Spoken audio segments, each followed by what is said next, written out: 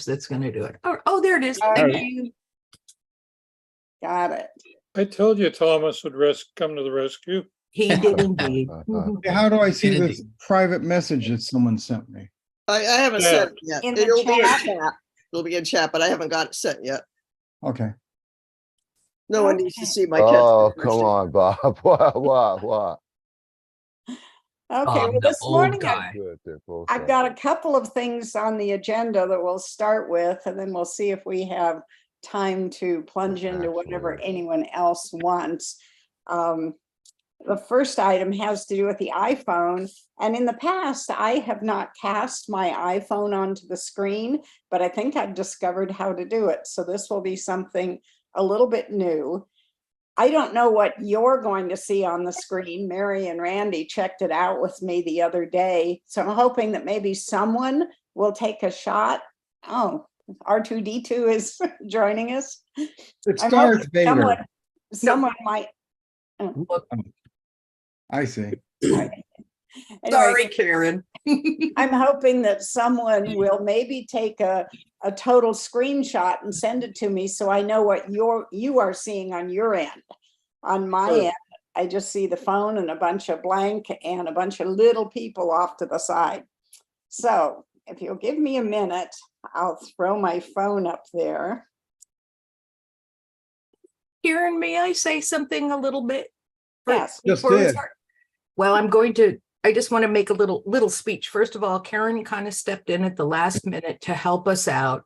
And because Pete was unable to do this. And so a big thank you. And she spent a lot of time preparing some stuff. Randy and I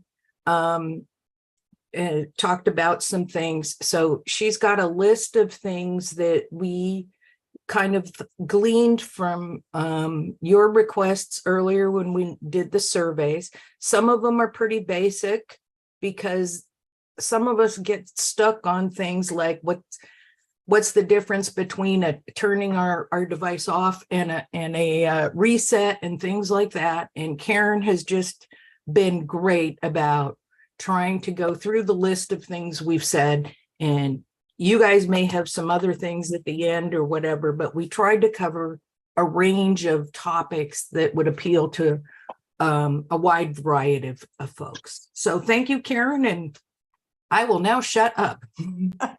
Okay, and there it is. Can you see my phone? Yes. I can. Yes. Okay, this is something that's kind of new for me because on the third Saturday workshop, I don't recall ever putting my phone up there. We end up mostly just chatting and discussing what to do, but aren't actually doing it. So I've gotten actually a couple of requests to talk about widgets. And this is something that's going to be good to know more about because my understanding is the next operating system update is going to put widgets back on the Mac. We have them on the phone and an iPad at this point, but we haven't had them on the Mac for a number of years. I don't know how many of you remember back in the day when we actually had little widgets on the Mac. And I looked up the definition of what a widget is, and one piece of this makes sense to me. It says widget contents are updated automatically. They are customizable for better personalization. They increase productivity and save time. And then this last one is the one that hit with me, saves battery life as you don't need to open apps. And I hadn't thought about that, but it makes sense. When you have widgets set up, you don't have to open up an app to look at something because your widget is updating all the time. So this is my home screen, and I have two widgets on here.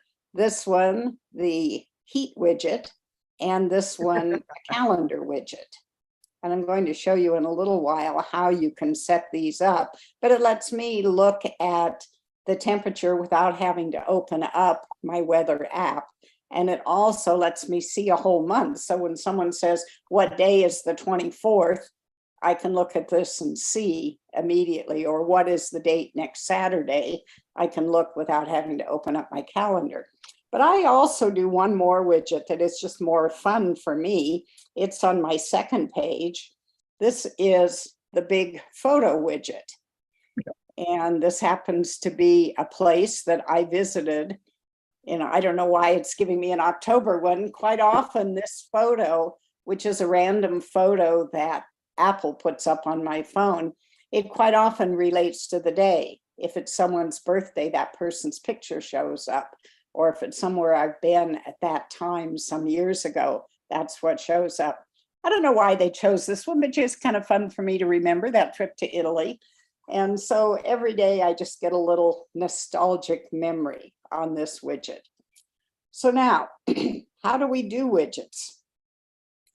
Let me do one more little thing before we move on. Can you see the cursor circling these little dots down here at the bottom? Yes. Yes. Okay, on your phone, you may have the word search down here rather than the little dots. And that was. Yes, sent you a screenshot of what we see. Oh, I wondered why my watch was ding, ding, dinging. Okay, I'll check it out a little bit later. On Thank your you, Bob. messages. Okay, I'll check it out in a minute. When I think it was the last operating system update, they changed from these little dots to a search bar or a search button, actually. And I didn't like having that search button there, partly because the pull down from the center of the screen, where you put your finger on the center of the screen and pull down and you get a search, that's a universal Apple way of getting to a search bar. It happens in Mail, it happens on the home screen, it happens in lots of different apps where you don't see a search bar. If you just pull down a little, the search bar pops up. I think it's important for people to keep that habit because it is such a universal thing. So I didn't like the idea of teaching people you can hit the search button down here. So excuse me, my voice is going to give out. I discovered that this is an option. You can either have the little dots that show you which page you are on, or you can have the search button. If you want to get rid of that search button and put the dots back, you go into settings, and there is a setting for the home screen right there. And the last item is search, show on the home screen. So if you're like me and want to get rid of that search button, that's how you can do it. So now let's go back to the reason I wanted to show that is this looks like I'm on the first page of my phone. If I go this way, I'm on the second page. If I go this way, I'm on the third page. But what that doesn't show you is there is another page in the other direction. And if you swipe from left to right when you're on this front page, you get into the widget page. And this is how you add widgets, either to, I call this the 0 page because it's before page 1. You can add widgets here. And once you have created them here, then you can move them anywhere on your phone you want, the same way you move icons. You press, get the jiggle, and then you can move them anywhere. I happen to leave a few of them over here because I don't need them filling up my actual pages, but I like to be able to take a quick glance to see what my watch percentage of battery is. And if I connect my AirPods, they will show up here as well. Anything that is turned on and connected will show up. And I like to keep track of my stocks, and wahoo, look at Apple, 193, almost 194. That's way up from the 140s it was not too many months ago. Well, they hit $3 trillion again on Did Thursday. they? I didn't catch On Thursday, that. yeah. Makes me happy. I started buying Apple, I think 9 years ago, down in the 40s. So, okay, so let's edit. if I, oops, look at me, I sit here clicking with my cursor. It's not working. I have to do it on my phone. So I've hit edit. And if I go to customize, this gives me a whole list of widgets that I can add to my phone. Usually it would give me minuses for the ones that are already there, or it would give me these pluses mean I can add these. And I don't know that, I'll just for the heck of it, let's add Dropbox. And I don't know, Macy's. And now I've added Dropbox and Macy's to my widgets. I also, let me see, somewhere I should, now watch, I'm gonna confuse myself. I should have a plus somewhere where I could also add Apple's widgets. And I've confused myself here. So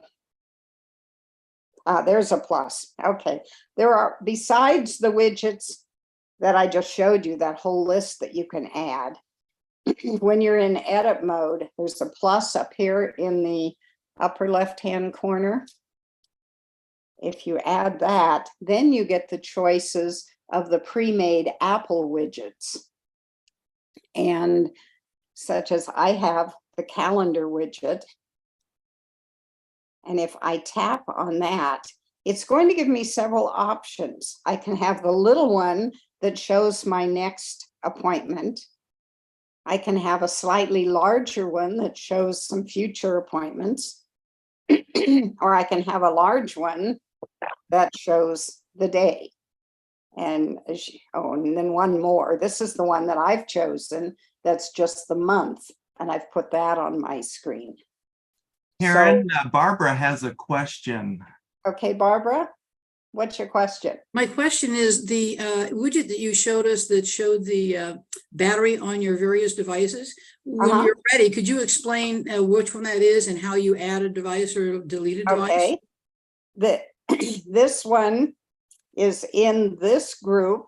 There should be the battery one. Or no, I guess it's right there. So it was one of those that was in the list of the pluses, the battery one. I can do a little one like this.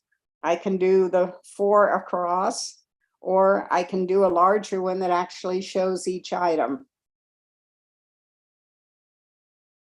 And as you can see, I've chosen, excuse me, this one. And how do you add the devices like you're You watching hit your the phone? add widget down at the bottom of the screen, Got it. and it'll put it on your device. And then you can put it in jiggle mode, as I call it, edit mode, and drag it anywhere you want it. But But my question was, if you wanted to add your AirPods to the 2 devices you already Oh, had. all I'd have to do is connect my AirPods to my phone and they'd show up there. Okay, thank you. It's an automatic thing. Anything that your phone is connected to that has a battery. Hey, Don McBride just put his hand up. Yeah, Don? Yeah, when I hit edit, I don't get that list. I get a bunch of jiggly icons like you do when you're going to move something. I get that. Okay, well, you've hit the plus then. If you just hit, oh, okay. And the edit, if you hit the plus up here in the corner, that's how you get all the list. Okay. Karen, I'm sorry, can you back up one step, and how do you get to adding a widget on your screen? Okay, let's That back first up. step I Okay, missed. so I'm I need that I'm too. here on my home screen. Yeah, I'm going to do a swipe from left to right.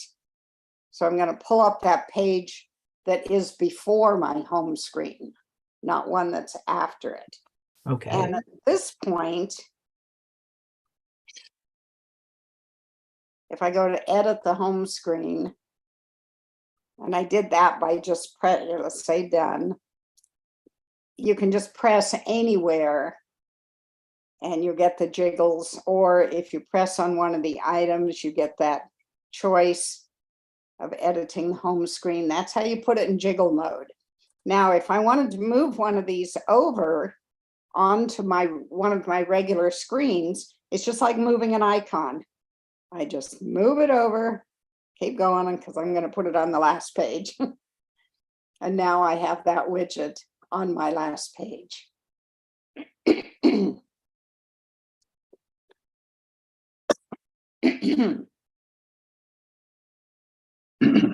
Nice. Karen, Thank you. Karen, I have a question. Yes. With widgets, can they appear based on the activity and then go away when you're no longer in that activity? Say you're exercising or something. Can you get them to appear during then? Is Or is this that a a feature? test? Is this the test that you know the answer to? No, I don't. Oh, I was just curious. Because I don't either. I have Yeah. no clue. Maybe it's one of those future feature things that Yeah. Al, Could be. I've seen you in person and you don't have to worry about the exercise widget. I don't know. I wish I could agree. I am Oh, so. you can also stack up widgets. Excuse me, my voice just doesn't want to get going this morning. I should have gone out and done some tra-la-las or something before we got started. If you look at the widgets that are available, let me get myself back in, get back in edit mode.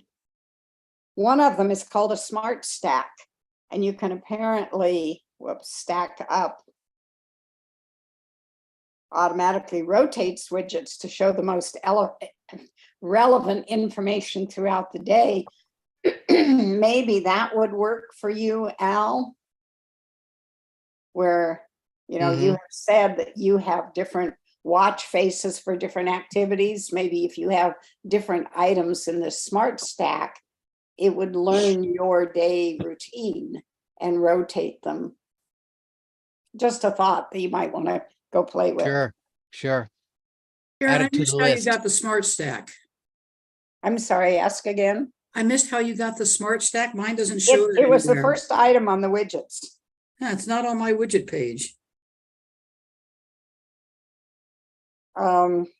Put yourself in widget mode. Yeah, I am. I'm sorry, in edit mode, and then tap on the plus. And it was the first item when I tapped on the plus. Okay, thank you.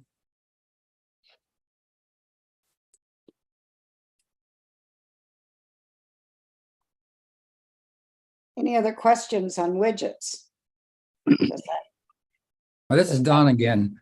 Back in my original question, I still didn't, when I hit the plus, I still didn't get a list.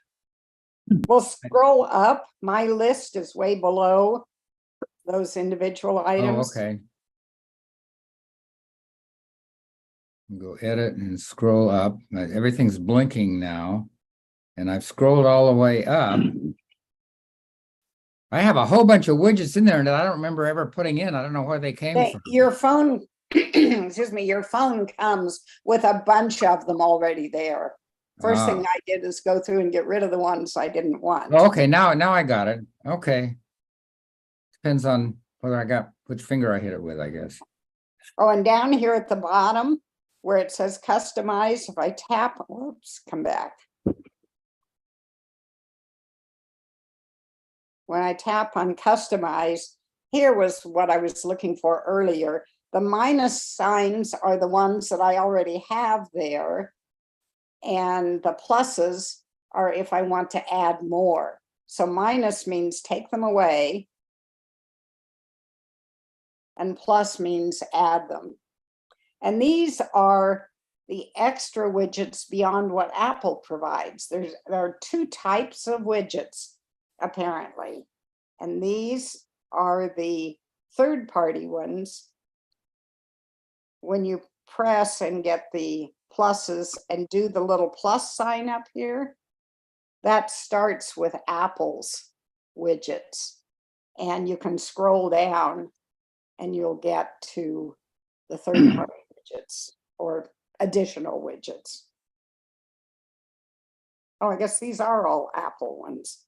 Okay. So adding the plus, you get all the Apple ones. The customized, you get the third-party ones, I guess is the way it goes. Look, there's even a mail widget. Show me my mail without opening it. So Karen, I'm sorry, but I'm still having trouble. I'm on the add widgets page, but I'm not getting the list either. I'm not sure what I'm doing wrong. Okay, let's go back again. If you press on the page, get the jiggles, you get the plus up in the upper left-hand corner. If you tap on that plus, that's how you get all the Apple widgets. Okay. And then if you tap on customize, now you've got the third-party widgets. Yeah, that's what happens is when I go to customize, I have one widget and then there's nothing else. There's no list. I don't know why. Maybe it has to do with the apps that are already on your phone. Maybe these are widgets related to the apps that I already have, because if you don't have the app, I don't really know whether the widget will work without a corresponding app or not. It's a good question. That might be it, because I have the same thing at the top, the add widgets and what it says under there. And then I have one widget, but I don't have a list, but maybe You must maybe that's have exactly it. you must have a very clean phone. Actually, I do. I bet that's what it is. I bet you have to have the app on your phone. Thank you. We invite you to clutter it all up. Be like the rest of Does that us. mean you're an expert on I'm an cluttering expert. apps as well as links, Al? I'm an expert on accumulation, not elimination. Okay, I have that trait too. any other questions on widgets? Does that clarify what widgets are and how you can use them? Let me go back here to this. Now the Folsom widget is here, and yes, it says there's an excessive heat warning. If I want to know more, I can tap on that widget and now it will take me to the app. And you can see, boy, it's showing me lots of sun. Come on, show me some. Huh. Interesting, it wasn't showing me the. It's just plain hot. It's not going to show me the detail. Ah, It's changing from moment to moment. Boy. Cloudy. Usually this will give me the regular list of the next 10 days and what they're going to be. I'm not quite sure why it's not. And when I do this, then it's giving me all the different. Let's hit my location. My location. I guess Folsom isn't broadcasting right now. Let's see what Sacramento says. This is really weird. Your mind's working, Karen. Mine sure isn't. Huh. What's the name of that app you're going into now? This is the weather widget. The weather widget. Okay. I wanted to tap and get the next 10 days forecast. And normally if I tap on that, it opens up the weather app and it gives me the whole forecast. This is just saying darn hot. Karen, this is Bev. Yeah. What I'm finding though is when I open it from the widget, it just goes to Carmichael and, oh, okay, never mind. I thought it wasn't going to allow me to scroll. It does. Just got to get the right finger tap. Yeah, this is just not giving me. Well, it'd be because you set Carmichael as your preferred location. Right, it is. But then my finger wasn't just, and the screen were not in agreement. Normally I can just tap on this and I get the next 10 days forecast. And What's I'm at the in- bottom, Karen? Well, down here, if I tap on the little folded pages, nothing happens. And if I tap on the list, then I get this list. The But now folded if I pages go to- should be map. If I go to choose any one of these, nothing happens. Well, it looks like that's just you because the rest of us are getting the 10 days. Probably means I need to restart my phone, which I'm Yeah. not going to. Yeah. But if I open up my calendar widget, then it takes me into the regular calendar, and I can change the view, and it's just I'm in my regular calendar. So it's just a little view of my calendar that is my widget. Let me close all this stuff and see if that'll help. Karen, what happens if you go into the weather app from your main page instead of through the widget? Well, I'd have to find it. Oh. Weather. No, it's my whole weather app. It's a heat stroke. Are I you using guess. Apple's weather? I'm sorry, Bob, say that Are you again. using Apple's weather app? I'm using Apple's weather app. Okay, I haven't in a long time. I'm gonna try and see if I get what you get. But the calendar, as you can see, excuse me, has highlighted the one. And it will continue to highlight the current day. So it updates. And that's what it's supposed to do. It shows my current temperature in Folsom is 87. So the widget is updating, but the app is dead. You know what, Karen? What? I bring up, I went to it bring up Roseville. The background I'm seeing is exactly the same as what you are showing us, but the rest of it is here, all the days and the For the some lists and reason, whatnot. I think it's maybe it's a Zoom display problem. that may be somehow just, if I got off Zoom, maybe it would work. So sorry, I can't help you with that, but but you get an idea of what the purpose of a widget is. You can move these around just like any other icon. If I go into edit mode here, and if I wanted my widget up here in the top corner, I could move it up there. If I want to put it on a different page, I can. So it's just like an icon, it's just bigger. Hey, And it Karen, does update. Yes. can you create folders of widgets? And you just drag one on top of the other, and will it create a folder you like a seem to regular app? I seem to think I really have answers to all this. We're just Wouldn't that hoping. be the, No, wouldn't that be I the think- I don't use them very often. That's why I'm curious. I think the folder would be the stacked widgets. Would be as close as you would get to a folder. That makes a lot of sense. Yeah. So. Okay. Are we ready to move on from widgets, or do we have more questions? I have a question. I know, Bev, you had some questions about widgets. Did you get them answered? Yeah, I think so. And then I'll have to play a little bit. I did try pushing the plus, and I didn't seem to get that list that you had, but I'll work with it. Okay. somebody had a very quiet, had a question. I couldn't tell who it was. Sorry, that was me, and I apologize. I thought I had set a reminder for 9 o'clock, but I didn't. So I can see you're covering the ground I wanted to cover, but just how do I find widgets at all? I missed that key portion. Okay. When you are on your home page, swipe from the left to the right, and you'll open up a page that has widgets on it.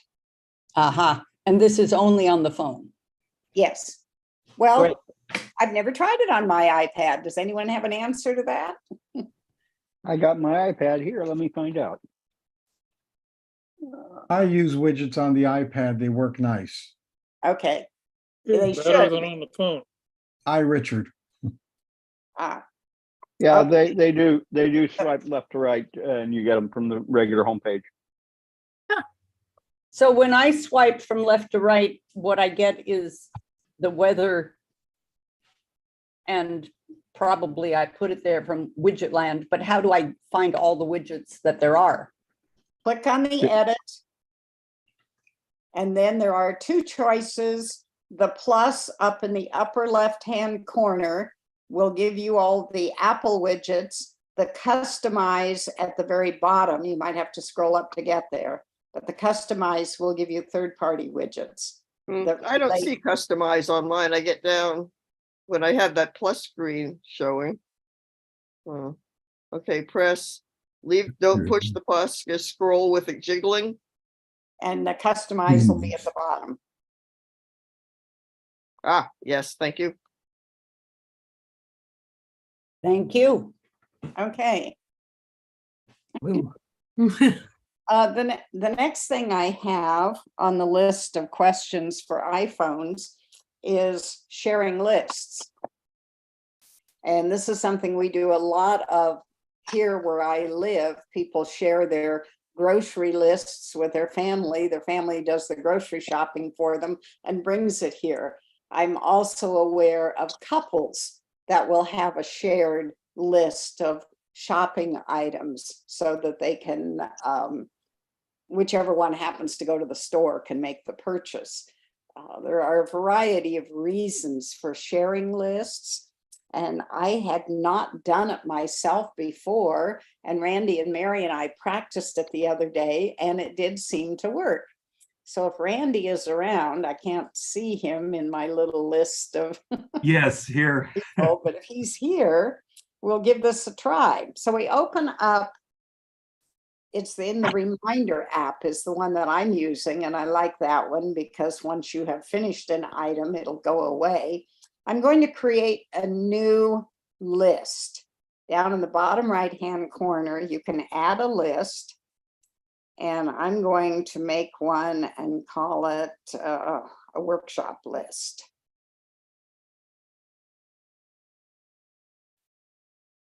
And then once I have the list, I can choose it. And here is Apple's. I love Apple, that they use the same symbols over and over and over again, so we know what we're doing. That's my share, or action icon, some people call it. And I just have to find Randy. And let's see, I think I put him in my There it is. Randy. So I'm going to send an invitation to Randy to share this list with me. Ah, I just received it. What do I do next, Karen? I don't know, probably accept. I did, and it shows workshop reminders. Okay, I'm going to put a reminder on this list. And And Karen, I'll send you a request. okay. So what is my reminder going to be? This, let's call this a grocery list. So I'll put eggs on the list. And now I received, oh, it shows eggs on the list. okay, and- you put something on the list. Okay, let me do that.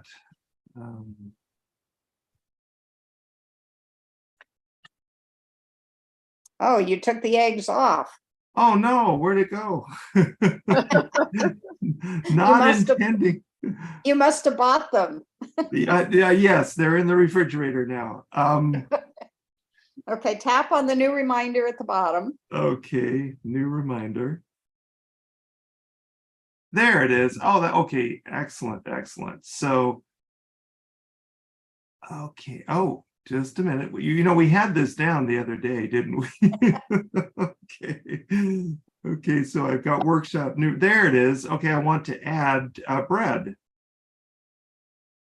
So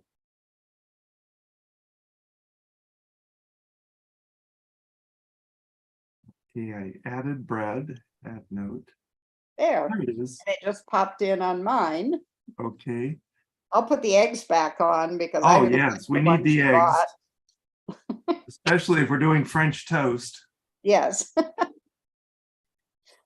Wait, what? Somebody's doing French toast. I need your address. Oh, Yes, man. well, we need syrup or what else? Yeah, Powdered go sugar. ahead. Butter, Oh, butter. I'll put butter on there. Powdered Okay, I'll put sugar. the syrup on. strawberries, powdered sugar. Sugar. Whoops, how do I spell syrup? SYRUP. SY. I had it right, SY. RUP. R. That's right. That looks better. Okay. Powdered sugar. Confectioner sugar. And now whichever one of us happens to go to the grocery store next can make these purchases. And as they purchase them, they tap in the little circles that are showing here. And that will show that the item is purchased and it will disappear from the list. Now you could also do this if you were planning a party with someone and you made a list of all the things you needed for the party, and the 2 of you or 3 of you or however many were going to be purchasing the items as you go about your days. And that way you wouldn't duplicate what you were purchasing using a shared But list. Karen, Yes, Karen, if you like, if somebody buys the bread and it poofs away from the list, then how does everybody recall that bread was ever even on the list but has been acquired? well, Personal problem. you can ask, let's see, I have to remember how to do this, but you can ask to see a show Oh, completed. show completed. Okay, Oh, very good. it would be nice if there was like a line that you could activate to draw through the item, Yeah, but that but doesn't. I don't know how to do that. But, Well, you but now the completed items go to the bottom. And you could do an internal code, like just putting an X in front of it, like it'd say X eggs Right, you could. instead of. Now, hitting the other thing done. that's nice about this is I can add things with our lady friend. I won't say her name until I'm ready to have her do something. But if I say, hey, lady, add such and such to my workshop list, she would add it. So let me try it and see if I activate everyone else's, hey, Siri, add jam to my workshop list. Okay, I added it. Let me know if you'd like to add a time or location. And now I have jam on the list. I received it here Yes. in mine. And Karen, I just sent a request to you to share a list on your Okay, well, this would email. be a different list. But I sent it on email, by the way. Oh, okay, well. I don't know why, but that's how it worked. Then wait a minute, let me get back into my reminders. Let me go to my email. So somebody can see what happens when you get it. Okay, so my inbox. So I'm going to join a reminder that Mary has put together that's called Saturday. Oh, you did get it. Good. It's not Yes. showing on your. But it screen. says that I have to sign up to something. So let me see what it's asking for. It's asking for my Apple ID. Oh. Well, then you're going to want to be careful on who you share your list with. Apparently. So let me. Sorry, guys, we didn't practice that part. Yeah. So let's see. I guess that it's Oh, easy. it says the reminder is unavailable. The owner stopped sharing, or you I- don't have permission to okay. open this reminder.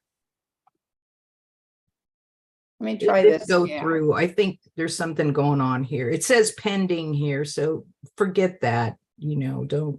Let's just move on. People Okay. get the idea that they can figure it out if they want. Bob has a hand up, it says. I don't- do. I just wanted to make a comment. Okay, I found something better. okay. Have you ever tried an app called Google Keep? No, I don't. KEEP. I don't use third-party apps if there's an Apple one available that does the job for Well, me.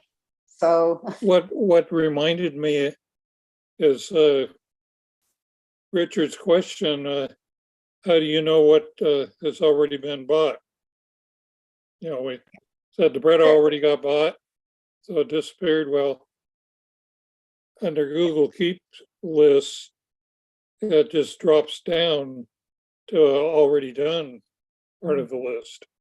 I found So- if you went to the 3 dots on the list, it will show what's been completed, and then it, like my ice cream came back up, or before I that's- tapped the 0, it left.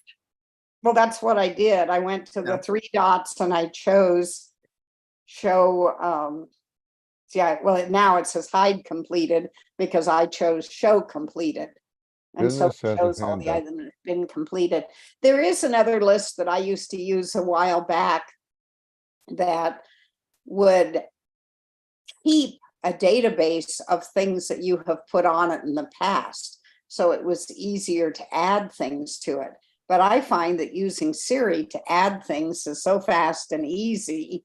And I can do it in the middle of the night if I wake up and remember that, oh dear, I was supposed to, remember to pick up something. I can just say, hey lady, add something or other to my grocery list. And she adds it in the middle of the night. So I get Siri adding things. I get the ability to share the list with, excuse me, with other people. I can show the completed items or not. And Karen, Bob it can just, use all the third-party apps he wants, and then he can come and demonstrate them. but Karen, it just also said something like, do you want to add a time and place? And I didn't think Yes. about that. So what happens if you hit the 3 dots on your workshop list? I get show list info, select, remind. I'm not quite sure what that one does. Okay. Hide completed, save as a template, see what, this would let me rearrange them. Oh, Oh, So if I How wanted can to you rearrange 'em? prioritize the list. prioritize. So jam went under eggs and eggs became a. So you can order it in outline form if you want. Oh, So why does it say new reminder to butter, but the other things I are? don't know, you'll have to ask Randy because he's the one who did that one. oh. I'm not sure how he did it. On my end, it still says new reminder butter. Maybe if I just hit return, no, it didn't do that. But when you were typing it, you didn't type over the new reminder, wasn't okay. highlighted. There we go. Let's see if that works. Let's see if you can correct it. instead of using the reminder, I use the notes one. And notes is another option, and you can share and notes. we can share notes. More importantly, I can put those reminder type dots. And Right. instead of erasing it when you hit the dot in it, it just moves to the bottom of the list and has a clear circle rather than a dotted circle, or the other way around. I'm sorry. Yeah. Well, it orders. That's the way. this, but Yeah, that's the way we do our shopping list, because I share that with my wife's son and sometimes my daughter. We all go shopping or something.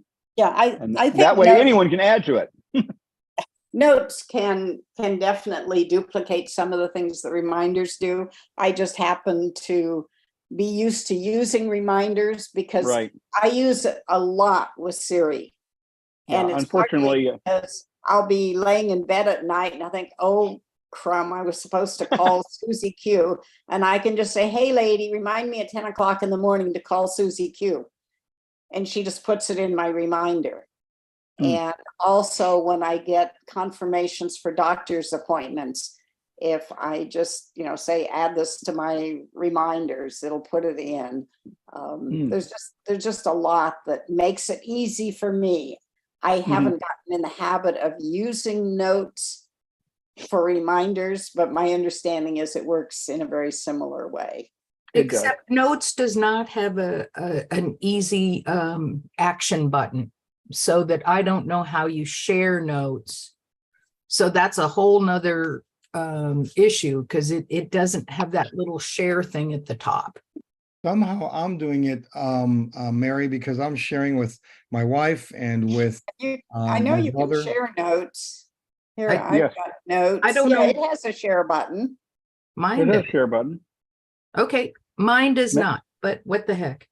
Yeah, because there's Maybe, I can maybe I did it a while collaborate. back. And And so Dennis, multiple people Dennis can had do a it. question. Dennis, just jump right in. If Well, I just had a comment. I think I have a breakthrough here. Okay, When I get my electric bill, I save that envelope and I write my list on the back of it and I hang it on my refrigerator and I can line through it anytime I want. I can change it. It works great rather than driving tacks with a sledgehammer. but if your daughter was going to do your grocery shopping for you and she lives one town away, how is she going to get your envelope to do your shopping for you? Snail mail. Doesn't apply to me. I don't have a daughter. Yeah. See, I live in a senior community where we have people who don't have cars, and so their family does their shopping for them, and they've learned this share the list trick. And so they can add things to the list, and as the daughter buys them, she marks them off the list. And Yeah. So And we started a list for home repairs, when that little, because I share a home with my daughter, and so something goes wrong, either of us can put it down, little tasks that need to be done. So you can use it lots of different ways. It doesn't have to be a grocery list, No. so. And Bob was right on with that, because it's new to me. Bob hit exactly what was wrong when it was originally showing add new list. Bob was correct. As soon as I deleted add new list, it went away, but it kept the item on there. So I think we're all learning with this, and thanks, Bob, for the tip. That was exactly right. Oh, yeah, because I knew that when you first start one, it's populated with new reminder, and make sure it's highlighted, and then Yeah. you start typing. and if I click on this little icon up here, it shows me who I'm sharing, Right. or I can manage the shared list, and there's who I'm sharing with. And I can share with more people from here. This is interesting. So then I can be notified when he adds a reminder. I could be notified when he completes the reminder. Right. And I can let him invite others if I wanted to. Anyone can add people, or only I can add people. So there are various options. I can stop sharing at any time.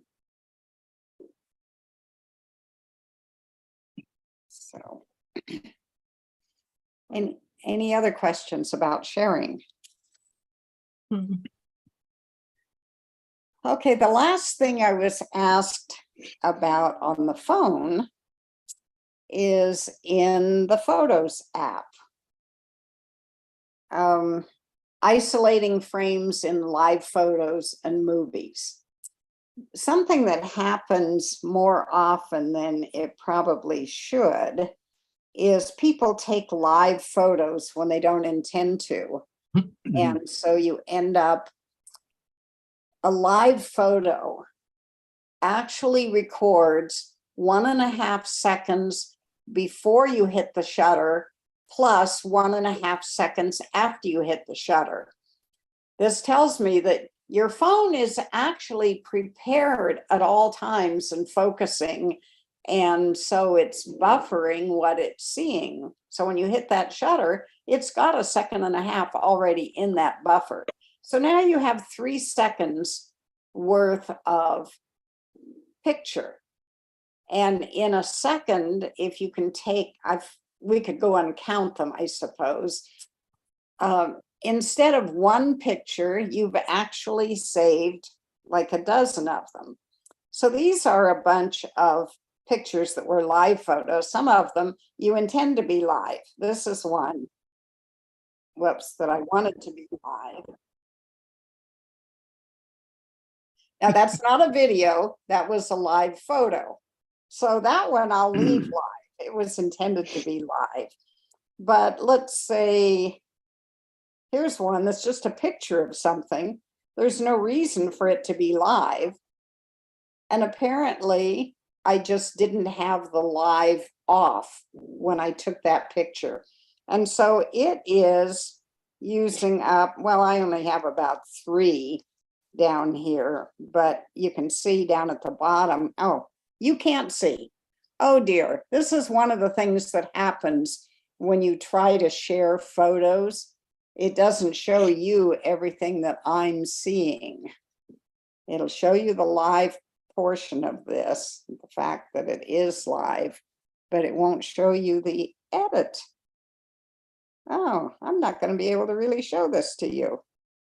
Talk us through. Yeah. Well, wait a minute now. Oh, okay. When I did this, now it's showing you. Okay. So if I hit edit, which I did. Oh, right down here. This is the symbol for a live photo. It's only going to show up if the photo is live. If I tap on that, now it shows me all of the frames that were taken. So now I have 1, 2, 3, 4, 5, 6, 7, 8, 9, 10, 11. I have the equivalent of 12 photos on my phone. And if you are having problems with space on your phone and you've been taking a lot of live photos, you have a dozen photos on your phone for every one that you've taken. And you might want to get rid of those. So, But still want the picture. that you still want the picture, but you just don't need to have 12 copies of it. Right. Well, there are a couple of things you can do. If you want to save the picture and you want to save it as live, this square shows you what shows up in your album. That's what's called the key photo. Mhm. And I can move that if I want. If I want some other photo to be the key photo. In this one, it doesn't really matter. But I can clip this down by putting my finger on this and moving it. Oops, wait a minute.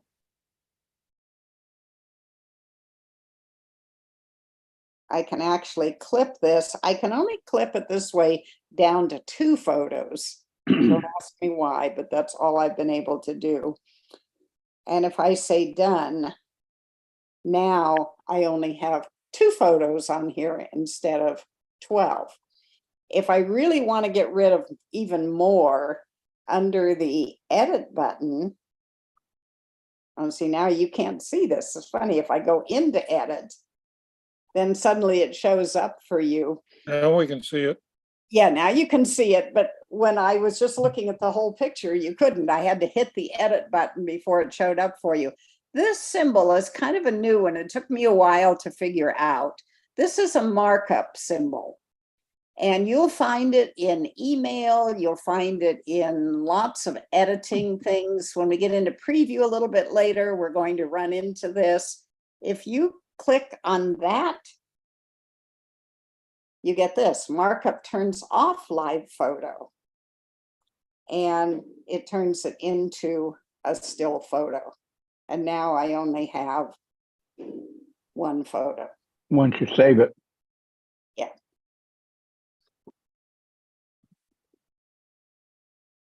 So if And you have live photos and you don't want to keep them as live photos, that's what you do. Now, the other thing you can do, this one that I showed you, there might be parts of this that I don't want. Let me hit edit. And if I tap on that live, and if I move this key photo, you'll find that in the beginning, they're just kind of bumping around. Nothing's happening in the beginning there. If I wanted to, I could get rid of that beginning part and start this where the throw actually begins.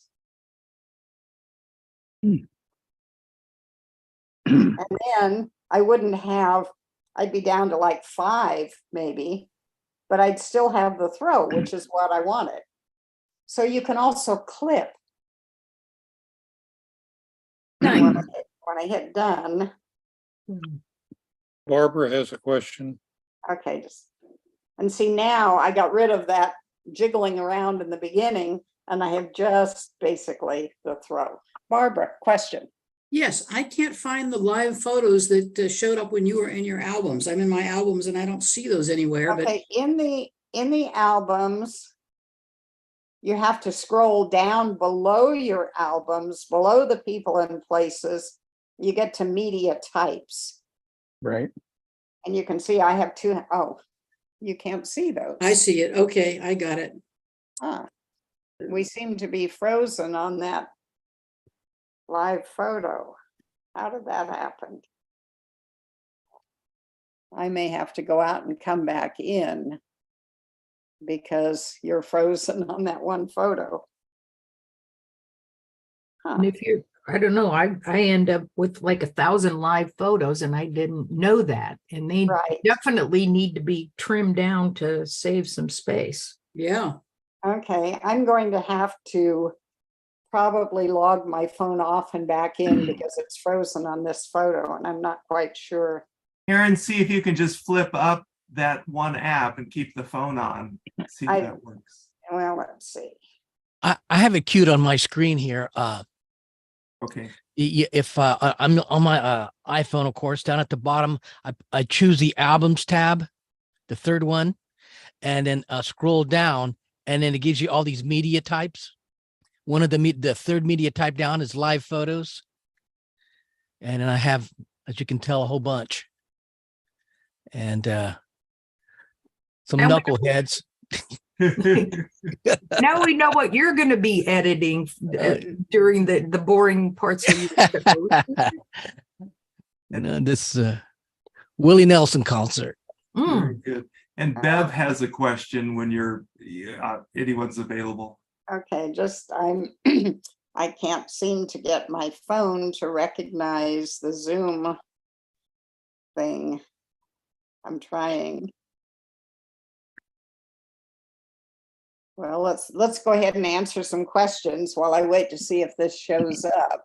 Hey, Bev is next up. Yeah, my question is when we do the editing or clipping, do we know if that has actually been trashed and deleted from memory so it's not taking space, or is it just disappeared? Well, remember that in your Photos app, you have a deleted photos trash. Now, I don't know if it relates for to 30 this or days. not. Yeah, so it probably goes to that, and then It may, I don't know for sure, but you can also reopen the edit and look to see what's there. Because if you've trimmed it down, when you go to edit it again, it should only show the ones you've trimmed. In some instances, or maybe it was when I was doing the movies last night, it came back up and asked me, did I want to create a new clipping? Or did I want to save the old full one and just show parts of it? And what they recommended you do is save as a new clipping and then delete the old full movie if you're trying to clip it down. But this, for some reason, doesn't want to show the Zoom. Oh, let me try some, wait a minute. Here's what I didn't do. An extra step. Now it should show it. Yay, there it is. Give me a minute. It's going around and around. The ever popular spinning beach ball, huh? Yes, I have the gears going around and around. It'll get there. There we go. Okay, I'm back on again. Nice. So we're back in photos. Okay, basically movies are the same thing. I'm sorry, this is kind of an interesting photo. We have a new person here who was an Olympic swimming champion when she was 17 years old. She's now 82, but this was her when she was 17. So Fun. that's why I have a leggy lady in my favorites. Okay, scroll down to media types. And when I was saying movies, I really meant videos. I have videos here. And sometimes a video is excess. Oh, in fact, let's see if I can find one that just for the heck of it, we don't need the video. Oh, here's one. Okay. Oh, it's playing up there, but I can't see it online. Okay, so here's a stupid video that I don't really need to keep, and I could throw it away, so I'll play with it. Okay, edit. And now, because I'm in edit mode, and you can see the same little clip marks Parentheses. at the end, and this line is where in the movie we're looking right now, but I can, let's see if I can get my finger to, maybe I have to do it while it's playing. No. There we go. So I can clip this down, and as I'm doing that, it's telling me where I am. So maybe I want, and then if I play it, it'll play just that part and stop. So now I've cut this down. If I hit done, save a video as a new clip or save the entire video. If I save the entire video, I haven't saved any space, but I can go back and change the part that I have clipped. If I do save video as a new clip, that would be if this is the only part that I want to save and I want to throw away the rest. I save it as a new clip, and now I actually have both of them. And I have one that's 13 seconds and one that's 5 seconds. So the one that's 13 seconds, I can throw away because I don't want it anymore. And that way I've saved space on my phone, all my devices actually, and gotten rid of parts of the video that I didn't need. And how do you throw away the part that you clipped off, Karen? I looked at it here, and I probably can't reverse it. I had the two of them side by side. One of them was 5 seconds, one was 13. So I clicked on it, and now the garbage can, oh, you can't see it, I'm sorry. The garbage can shows up in the bottom right-hand corner on mine. Okay, that makes a difference. Yes, I don't know why Apple does this, but when you are showing just a picture, it thinks that's all you want to show people is the picture. And I have to hit edit in order for you to see the rest of what I'm seeing.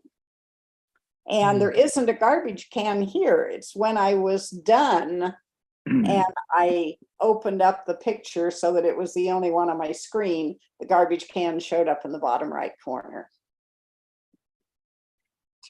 Karen, Yes. Thanks. it might be interesting in terms of what is or is not actually being saved in terms of file size, not what it's displaying in terms of seconds in our Photos app, but what the actual behind the scenes file size is. If you were to go and look at some of those in the Finder on your computer, once it syncs over and say show in Finder somehow, then you'd be able to compare two clippings, two videos, and see if there is actually a kilobyte difference in storage. And what is it they're showing? I mean, the video is taking 30 frames per second. Yes. And I just threw away 8 seconds. So 8 times 30 equals 240, the equivalent of 240 photos. Right. And that might not show up in some macro sense, but it certainly, if you did if you were able to find the item in the Finder and then did a get info and look at the bytes, you should, I would hope, see a difference in number of bytes consumed. But especially if you are having trouble with space on your Yes, device, carrying around all this extra video stuff is making a big difference. But Yes. do keep in mind that if you are trying to save space by getting rid of photos, let me go back into the photos, oh, cancel. And let's go down to utilities. I have a recently deleted item down here. It is locked. It would require my password to look at it, so it's safe from anyone else looking at. But in recently deleted, let's see if I can. Okay, so here are 40 photos. There's the video that I just got rid of. It has 29 more days it'll be there. That's the 8 seconds of the video that I cut. But it's going to take 20, well, you can see up here, I have some that are at 20 days. So they will stay here for 30 days. And so you're not saving any space if you are just deleting photos. However, I can select, I hit the select button up in the top corner, and now I can select all of these. You can do it just by running over them this way. And if I select them all and delete them, then They're gone. they're gone. And Karen, I think That's that how you save space, is by getting rid of your recently deleted ones. Yes, Mary. I think the other way you can get to figuring out which photos or movies or live shots are taking up the most space, if you go into manage your space, and then it'll show you the what things that take up the most space. Right. Yeah, And that way you can go from there if it's a real problem for you. yeah, you go into iCloud and manage account storage, and you can see here that documents are taking up more space than photos on my computer. But then, yeah. And if you go into manage account storage, it'll give you suggestions of things that you might do. And it shows me that iCloud Drive, I have a lot, so I could go out and look at what I have in iCloud Drive. And photos, I have 33 gigabytes. But And if you click on photos, won't it show them in order what's using the most space? No. Oh, I thought it would. Okay. I think it does in document. I thought it did in documents. I was thinking about on your device, but maybe not. Yeah, and maybe on the computer, it may show more detail. It's something to explore if you're looking to save some space. And I'll tell you, when I have had to help people whose space was filled up and they couldn't figure out why, something I don't have on mine, but check your podcasts. If you have subscribed to podcasts and you don't have it set to automatically delete ones that you've already read, or only keeping a certain number of unread ones, you can end up with tens of gigabytes of storage being used up by old podcasts. Because podcasts are voice, they do take up space, and they can accumulate very quickly. I've had 3 or 4 people who couldn't figure out why their phones were overloaded. And almost every time it turns out to be podcasts. And that would show here. The podcasts would be at the top of the list. So this is a way to see how you're using your phone, or how you're using your, this is iCloud storage that I'm looking at.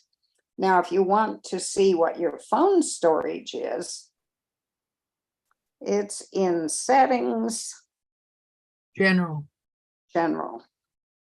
I can never remember where to look for things. iPhone storage. And this gives you some recommendations on how you can save space. And this may be what you're thinking of if it shows documents. Now you'll notice it said I was using 33 gigabytes of space on iCloud for photos. Here I'm using under 3 gigabytes of space for photos because I have said don't put the full photo on my phone. Although I probably have room for it because you'll notice I've only used 86 gigabytes of my 256. So. Karen, I gotta run. Everybody have a good day. Bye-bye. Hi, Rich. Right. Thank you, Stay out of Richard. trouble. Yeah. Have a question, Karen, when you get a chance. Yes, go ahead. Yeah, on videos, when you were showing the editing and cutting out some frames, are you able to cut down and isolate to only one frame, which you can use as a photo, similar to like what you did when you were illustrating live photos I and you believe made a you. key photo? Yeah, I believe you can, and I thought there was one that I was. Okay, here's, I know you can do that with the burst. yeah, which my bursts you wife can, has a tendency. sure. My wife has a tendency to do those. So if Well, I were, good for her. Yes. A if I nice were to edit three-dimensional. this. Oh, hold on a minute, it's downloading it. This is one that I don't have. Full screen. Okay, let's see if I can get it down to one. And I should have a key photo on this too. Mm. Let's see what happens if I've got this as tight as I can get it. Right.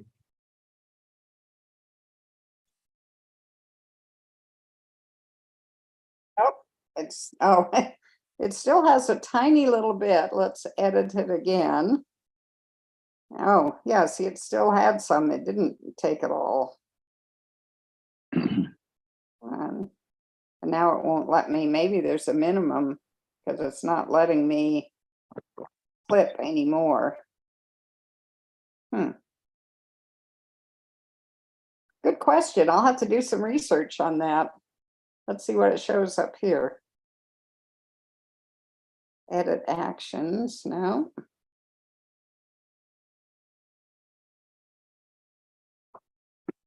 And the rest of this is, oh, this is interesting. I could edit it that way and only show that part of it. Interesting.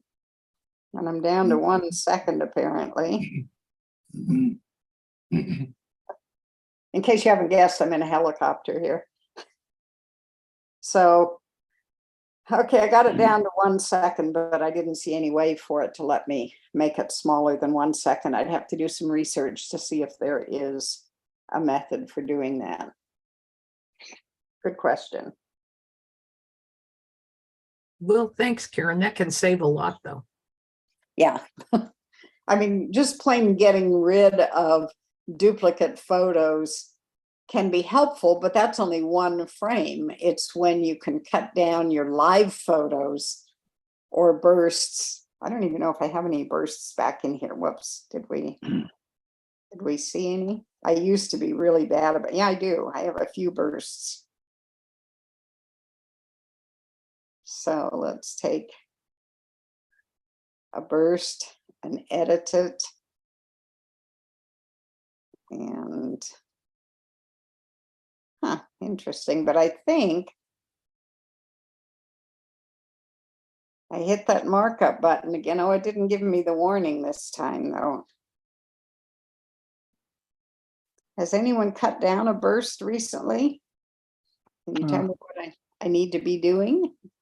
No.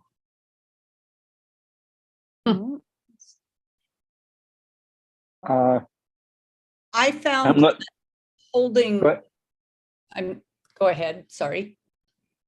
yeah, I've got, like I said, my wife tends to do these, yeah, especially when she's using my phone. So, and literally when I select a burst, I can do a select and then can select the individual frame I want to keep. Yeah, I used to do that. Well, here, maybe in select. Yes, Oh, that's where you do just it. selecting the photo. Right. And when you select the one you want to keep,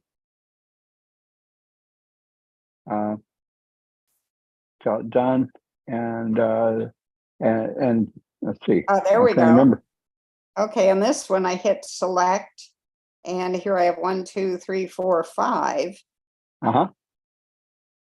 But We're not seeing, oh, there we go. okay, okay, it says burst 5 photos up here. And I hit edit, but that doesn't do it. But I Then you understand that hit if the you garbage can, and then you can delete 7 photos from the burst. In my case, I had like 8 in that. delete 5 photos. Uh-huh. I don't want to delete 5 photos. I only want to delete 4 of them. And that way we're left with only 1. Are you sure? I think so. Let me try and check that again. Let's see. No, because this burst is only 5 photos. So Well, if in mine it was 8. if I delete these 5 photos, the picture will be gone. Let me see I don't if want to there's lose that picture. That's me on a horse in Italy. Yeah. So we'll have to do a little studying on bursts. That's a good. Yeah. I had kind of forgotten about them because I have finally learned not to do bursts. Yes. Karen, before we leave iPhone, can you explain the difference between powering down, turning off, and a restart on your iPhone? You know, I got something online that I read. Describing it. Hold on just a minute. Let me go to it. As some of us get confused, I think. No, I guess I didn't save it. On the old phones used to be a little bit different. I'm kind of guessing that this group has mostly newer phones. I don't know for sure, but a lot of people have the idea that clicking on the power button, which makes your phone go dark, is turning it off. And No. It's not. It's merely putting it to sleep. So you haven't turned your phone off if you do that. And if you hold both the volume up button and the power button, you go through, I jiggled it. You go through a shutdown. Well, if you just click the 2 quickly, you take a picture. Yes. If you hold them both and keep them in, you'll get usually the slider to turn off the phone. And that is turning the phone totally off, not just putting it to sleep. But it's not what they call a hard reboot. Yeah. If you are having problems with your phone, sometimes just turning it off and on will work. But if you want to do that hard reset, it's not really a reset. They use that term reset to mean resetting it to factory settings, which means losing all your data. You don't want to do that. You just want it to go through a complete restart process, which fixes little glitches that may have occurred in settings. And in order to do that, you have to do this very quickly, and it's kind of hard to do. I don't know if you can't see me at all. So maybe when we get back, I'll do it again so that you can see. Isn't it the volume up, volume down? Volume up, volume down, and then volume up and the left, the power button, and hold it until the white apple appears. But it has to be done very quickly. Very quickly, and so you have to be, usually I'm already holding my phone in my left hand, and it's, upright in front of me. And then I have both fingers on the 2 sides, or a thumb and my middle finger on the sides. So I can very quickly up, volume down, and then volume up and power until the white apple comes on. If you do it wrong, you will either take a picture or you'll activate Siri. But if and sometimes you have to hold it for quite a while. It can be 10 or 15 seconds. So you have to just don't give up. As long as the screen is black, keep holding until that white apple appears. And that will quite often fix glitches that are happening. I had someone who was having a hard time getting the flashlight to flash when his phone rang. He wanted to see the flash rather than hear a ring. And we finally ended up having to do a hard reset. Now, this one was slightly different, so it's just keep it in the back of your mind. They said, turn off the flash setting, do a hard reset, and then turn the flash setting back on, and it worked. Karen, when I do, this is Lisa, when I do that volume up, volume down, then volume up and side button at the same time, I start getting the countdown for an emergency call. Anybody else had that? I think what's happening, I'm not absolutely sure, but I think what's happening is it's not all happening fast enough. Okay. Because if you just do the two without the down one, if you just do the up and the side, I think sometimes it goes into that depending upon which system you're using. Because for a while, just pushing those two would turn the phone off, but now it does Siri and SOS. Yeah, what comes up as a screen is at the top, it's that slide to power off, then medical ID, then Yeah, well, you emergency call. if you slide to power off, at that point, oh, my screen sharing has paused. How did that happen? Huh. Lisa, this is Bev. I've seen that too. And apparently during one of the editions, I think I was told that, yeah, they kind of changed. So the power off isn't so apparent. You got to slide that power off and that does work. Okay, so it isn't holding it, waiting for the Apple to come up. No, Yes, if the slider and then the Apple thing will. If Oh, you okay. don't have a black screen, then you're only turning your phone off. You're not doing a hard reset.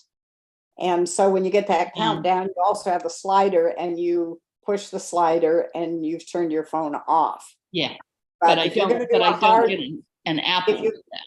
If you've done it fast enough, when you hit those two buttons together, your phone will go black. It won't give you the sliders. Okay.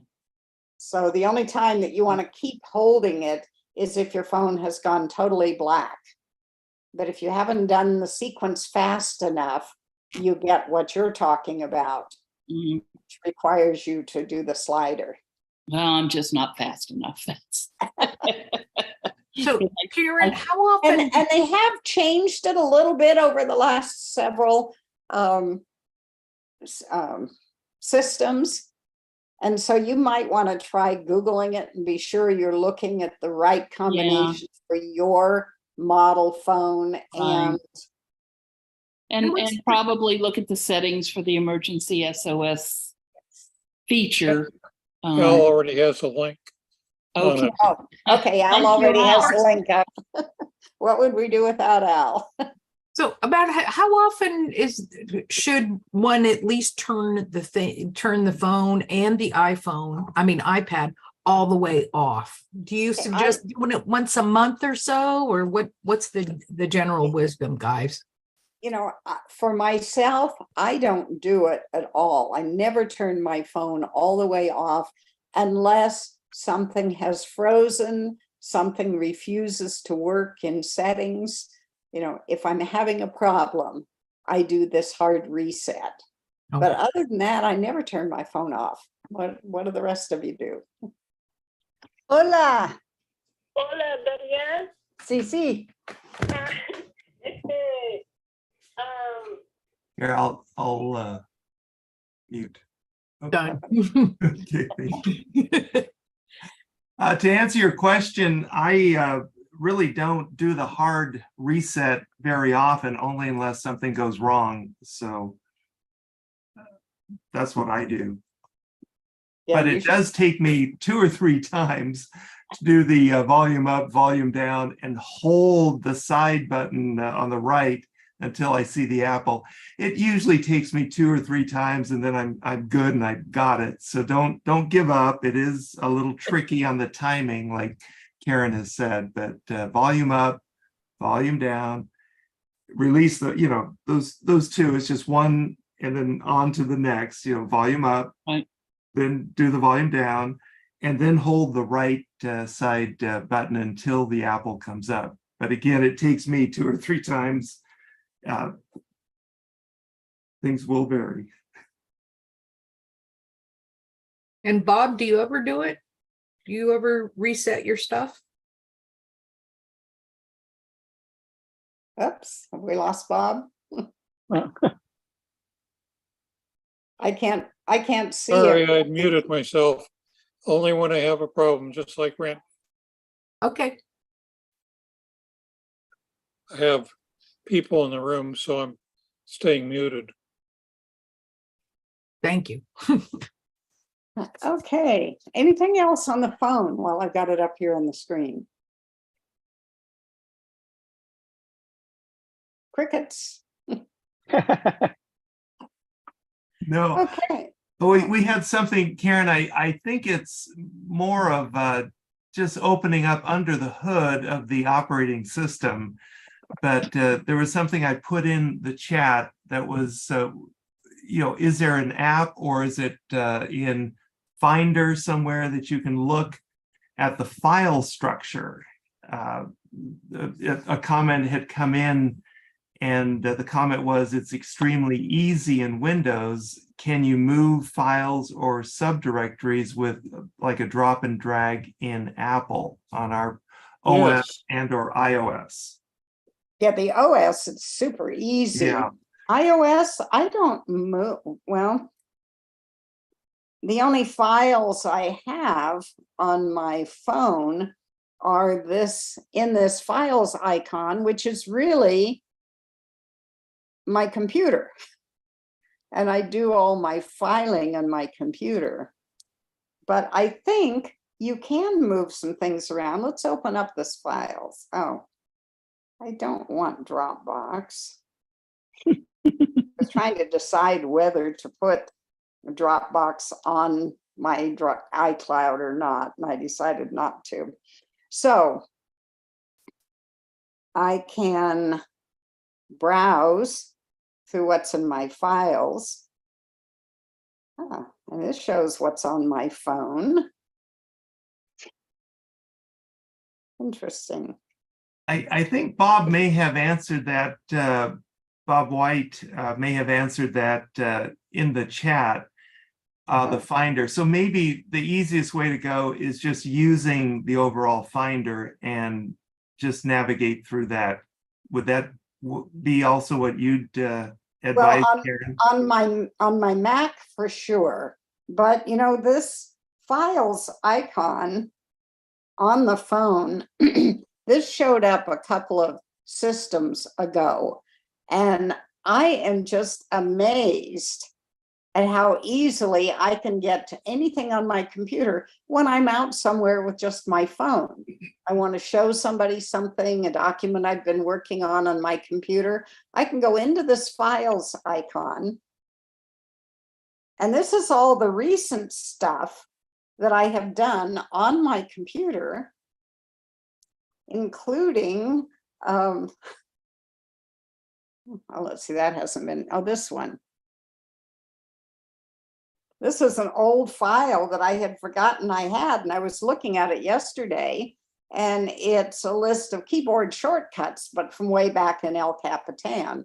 So I went out looking for some new ones. This isn't on my phone. This is on my desktop, but I'm getting to it through my phone. I think that's kind of amazing. And so these are things I have worked on recently. In fact, we're going to look at some of these things in a few minutes when I go into preview, because these were things that I was sort of practicing with for the preview demonstration. So these are just the recent things that I've worked on. I can go into browse and I can actually go through all the files on my computer. And so I can go into all the documents on my computer. I can find things that, here are a couple of chats we've saved. And I think I could move these here. There are all my choices. Yeah, I could move Just it moves down to there. another folder. So even though it's on my computer, I can open it up on my phone and move it around or create a new folder with this item. I don't use tags. I know a lot of people do, so I could tag it. I could copy it and put it somewhere else. So you can do a lot with your having your devices connected the way they are through iCloud. So I'm There's still, actually a faster way to do what you just did. okay, go ahead. You log into your iCloud account and you can just move files around to your heart's content Right. faster than having to Oh. pop up a menu and blah, blah, blah. So it's amazing to me how connected all of our things are. And that's why I am amazed at how many people here, especially, have iPhones and love their iPhones, but they still use PCs. And why you wouldn't have things that work together so seamlessly, I don't know. But yeah, so the other way that Bob is talking about is just logging into iCloud. Of course, the only way I can do that is through settings, I think. How do you log into iCloud from your phone, Bob?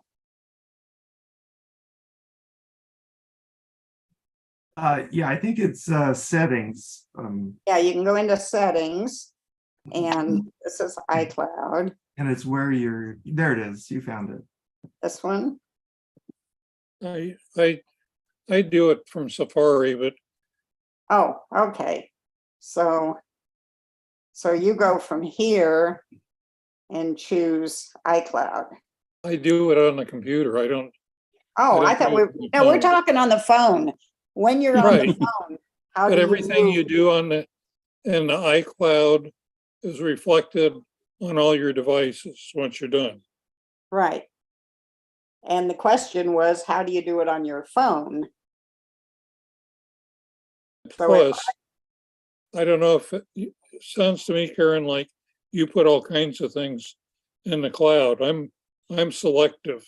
Yeah, no, Oh. there are some things that I don't have there, but they're mostly archived things that I don't have to access.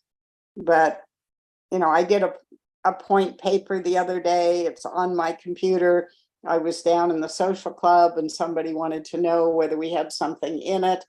And even though I did it on my computer, I was able to quickly grab it on my iPhone and show it to them.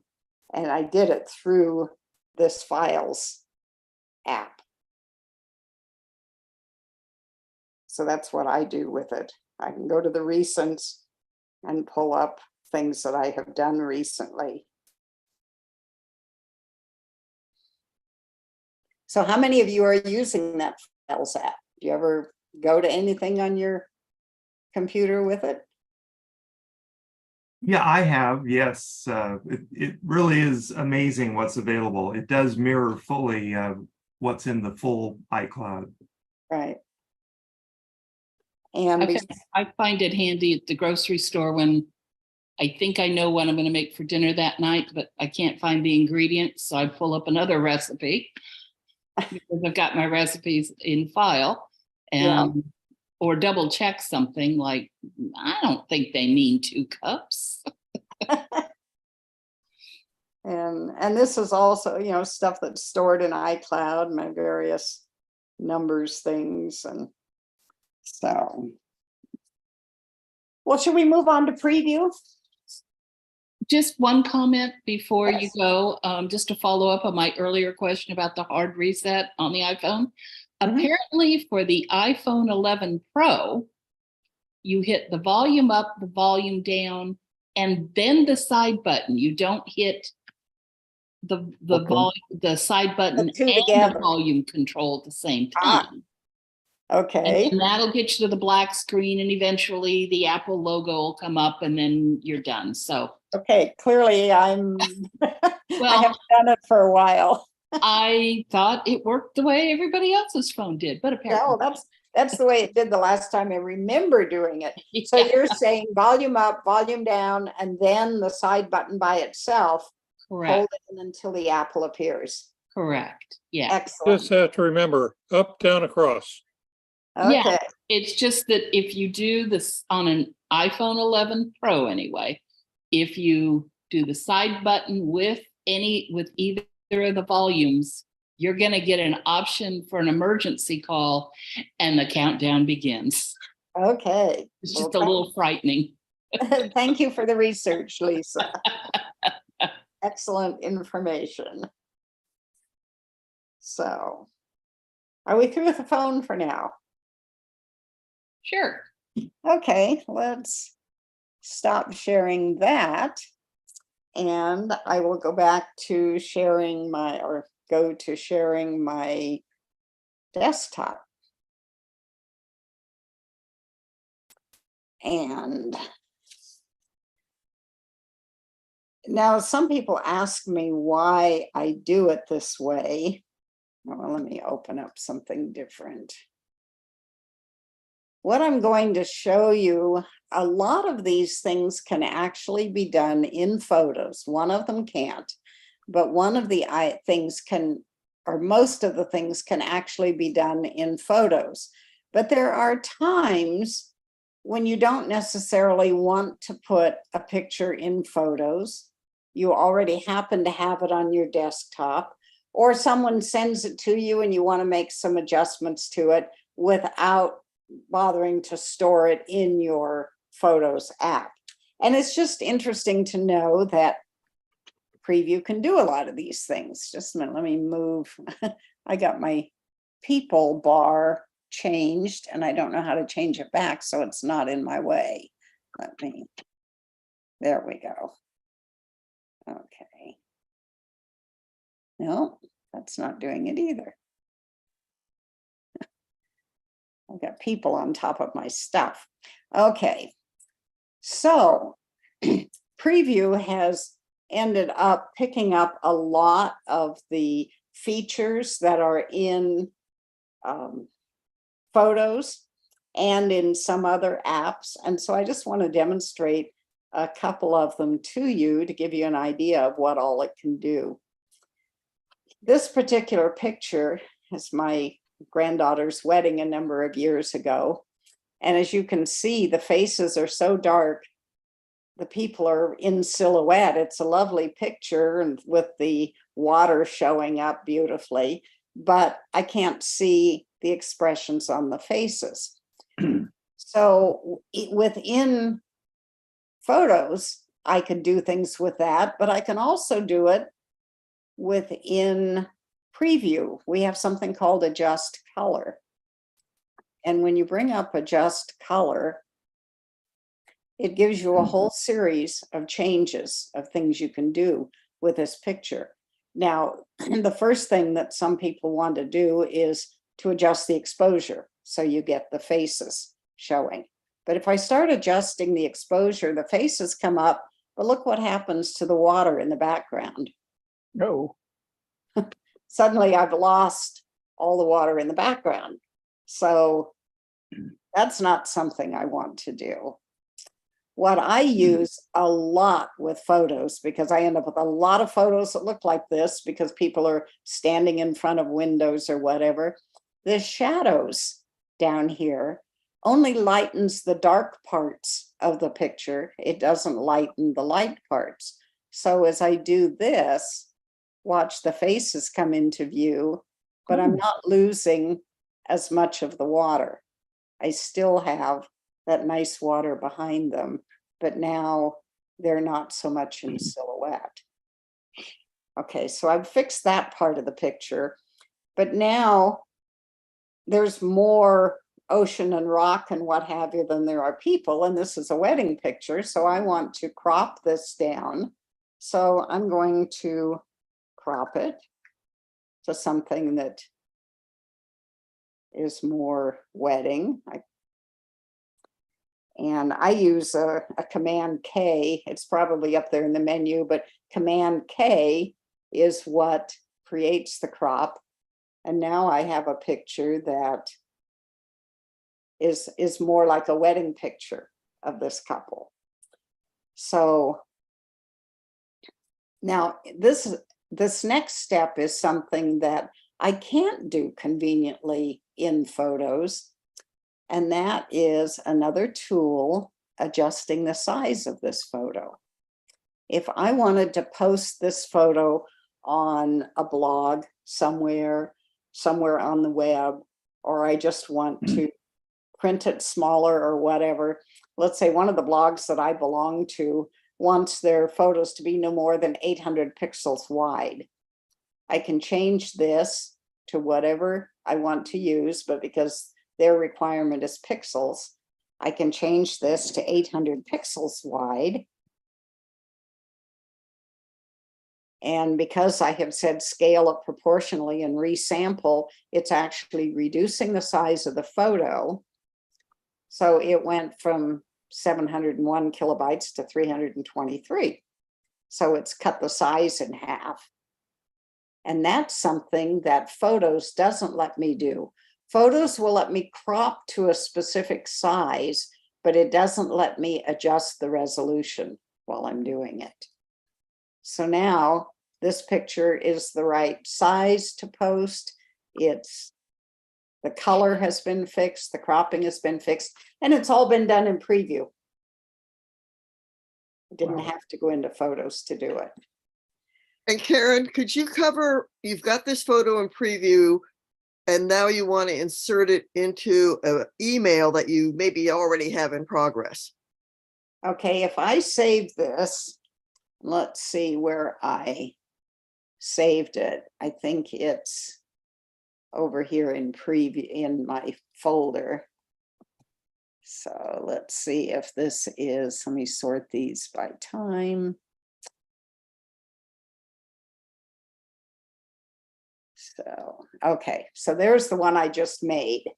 If I want to put this in an email, I'll open up my email. I'll say a new message, and to whoever I'm going to send it to, just drag it into the email. Wow. You can do sharing photos two different ways. One of them is, whoops, in the Photos app. Down. Down. You passed it by. There it is. Okay, in the Photos app, let's go back to the library. And if I just choose a photo here, you can choose the share icon or the action icon, and you can tell it to open up a mail message. And then you type in who you want to send it to. But the other way to do it is to have your message open and then drag the photo into the message. Excellent. Thank you.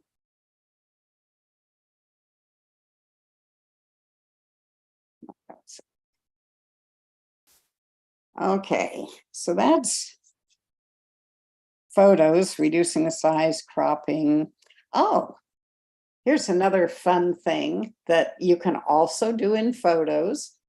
But let's say this, I'll take the same picture, and under Tools, I can choose Remove Background. This is not a good picture to do that with because the background is hiding their feet. And it'll say convert this document to PNG. And that's because JPEG can't have transparency in it, but a PNG can. So it's going to convert it to a PNG, but now the background is gone. As I said, this isn't a great one to do that with because of the way the water was covering their feet, but it does a pretty good job of it. I have another one in here that actually it will do a little bit better job of.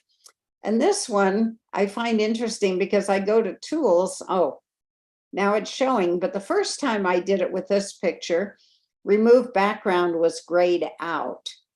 I don't know why it did that, but I found when I cropped the picture down so there was less background, then all of a sudden remove background showed up again.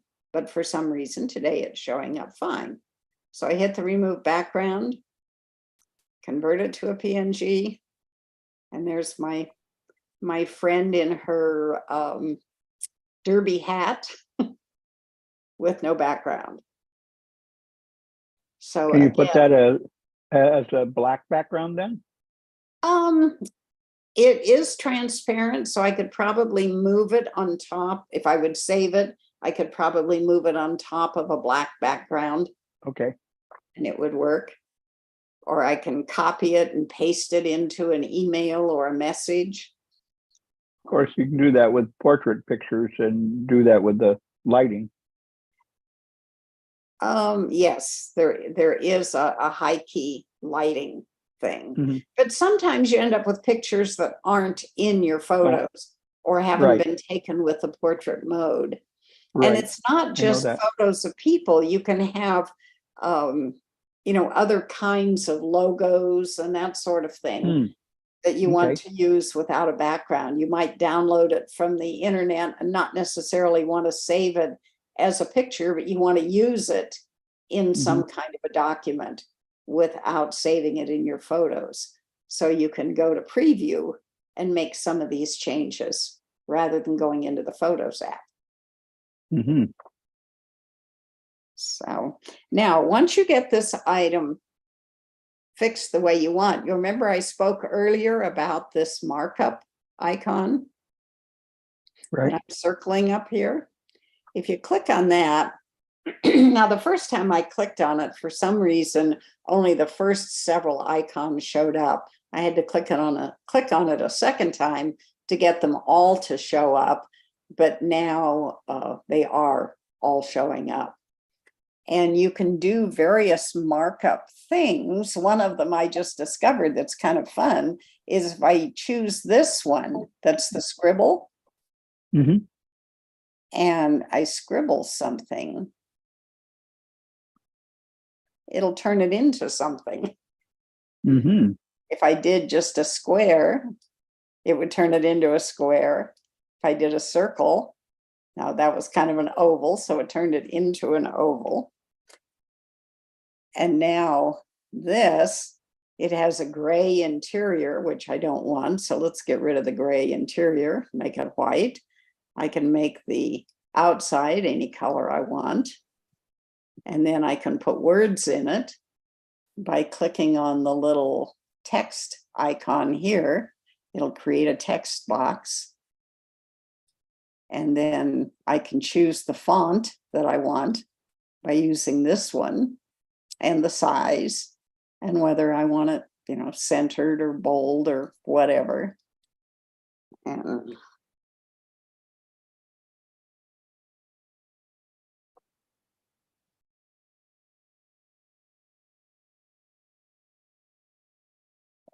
I can, do something like this. Oh, whoops. So I need this to be a little bit bigger, so I can make it a little bit bigger so that fits in there. So you can annotate photos. Now you can do this in photos as well, but sometimes it's just handy to be able to not have to go into photos. In fact, I have set my default application. So let's take this image and do a get info on it. And you'll see that I have said to open all applications like this with preview as my default. So if I do get a photo from someone and I double click on it, it doesn't open it up in Photoshop or any of the photo editing apps because I don't have them on my computer anymore, but it'll open it up in preview and I can go ahead and do what I need to do without dragging it into photos. So drawings, captions, So those are some things you can do with photos in preview. If I go to revert the changes, by the way, it'll say, oh, it couldn't open up the PNG because that doesn't exist. Well, that's because I reverted the changes, and that was one of the changes.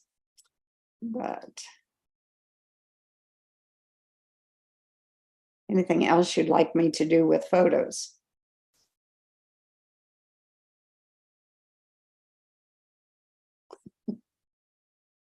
No, thanks. That, most of us hadn't really thought of doing photos in preview, but you guys always, a number of presenters always talk about the power of preview. So this is kind of exciting to see what's next. Well, as I said, I find myself working outside of photos quite a lot. Maybe some of you don't, but if you do, preview certainly has a number of the tools. Won't do everything for sure, but it does simple things. The next thing that preview does is it will create forms for you. And I have a couple of forms here. This is one that I, excuse me, that I made myself so that I could send faxes. Don't have to do that very often, but believe it or not, once in a while, I still have to send a fax. And in the past, I would drag, let's get a toolbar up here. I would drag a text box. Yeah. I'd put the text box where I need to type something, and I would make it a simpler text and, smaller. And then I would type what I needed. Well, now preview will create a form for me, and it's this little icon right here. That's the form fill icon. And when I click on that, preview will go through this form, find all the lines that look like they should have fields, and put little text boxes in front of them. Oh, wow. And so now I can fill this form out any way I want to, just by clicking on one of the items and, whoops. Oh, see, I can't even type anymore. We're all good men, huh? Yeah. So, and now, if I don't like the way that's too close to the line, I can move this up a little bit. I can do some adjusting. I can choose the oh, come on. Maybe I have to have it. See, it's not showing me the rest. Oh, there's the rest of the markup stuff. Okay. And now the fields didn't go away. You just don't see the color. They're still there. And I can choose some other font and size and what have you. The thing that's neat about this, Karen, is that this is on a PDF. And yes. As opposed to like a Word or the equivalent or a Pages document. Yeah, if you were on a Word document or a Pages document, every time you try to type, you'd mess up the underscores and that sort of thing. I also downloaded a couple of forms from the internet. There are places you can go and get forms that are already created for different purposes. Mm-hmm. A couple of them it didn't work on, partly because sometimes whoever creates the form may lock the form in such a way that you can't revise anything on it. And if that's the case, then preview won't do anything. But this one happened to be from a site that just gives you a form that you can fill out if you want. And I click, and there are the fields already created on the form. Karen, Mm-hmm. Margan, I was just thinking, if you wanted to create a form and you had a form as an example, could you take a picture of it and then use preview to convert it into a PDF and then use this feature? If you've taken a picture of it, it's probably a JPEG. and you could open it with preview and export it to a PDF. Right.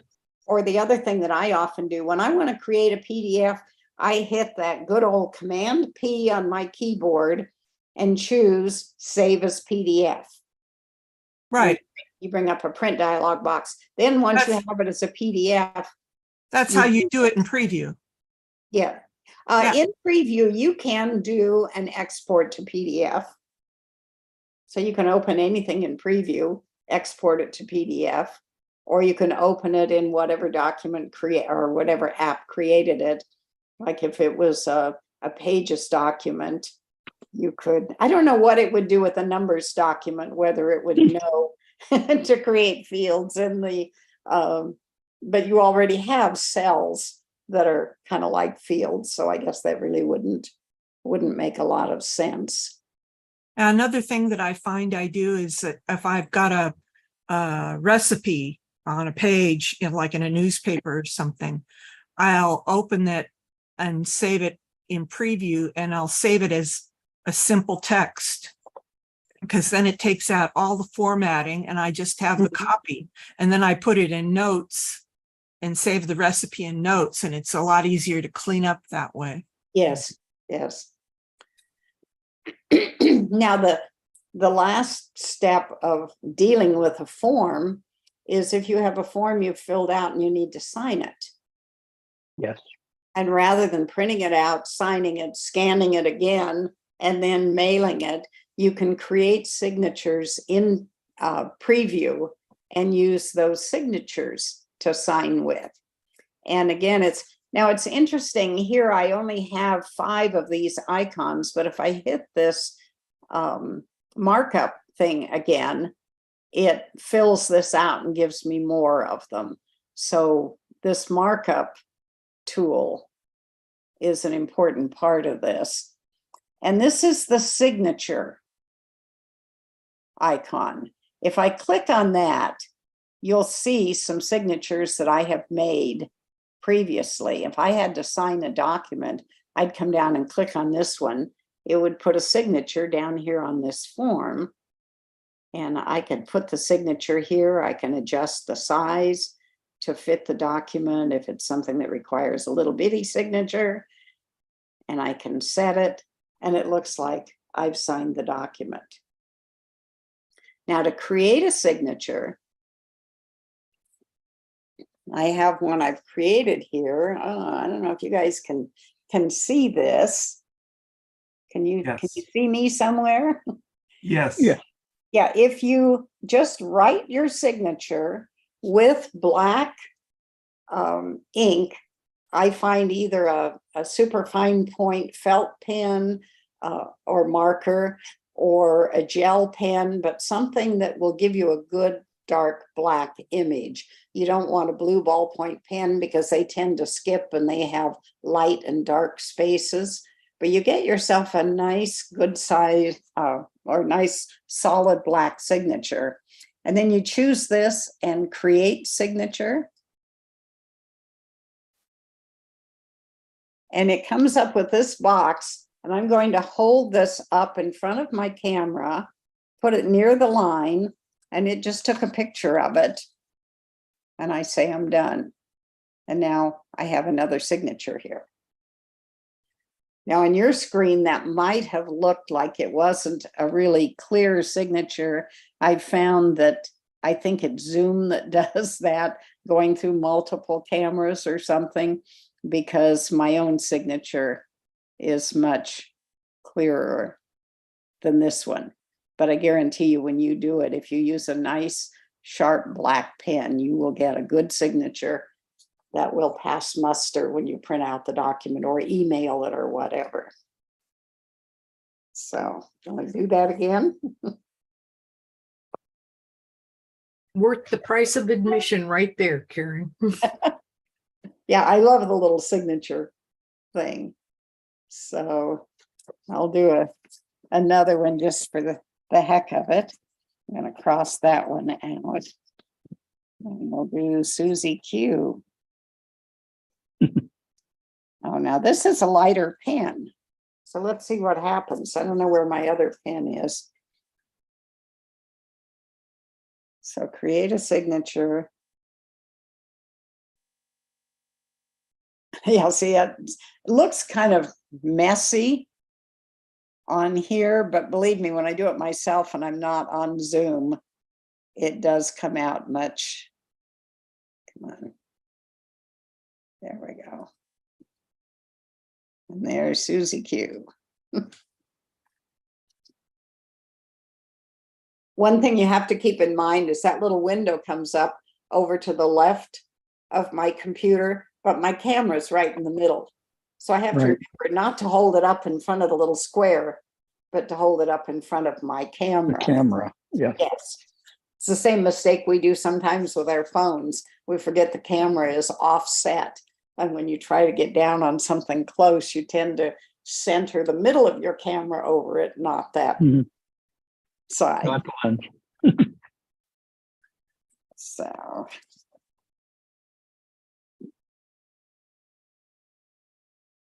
No questions.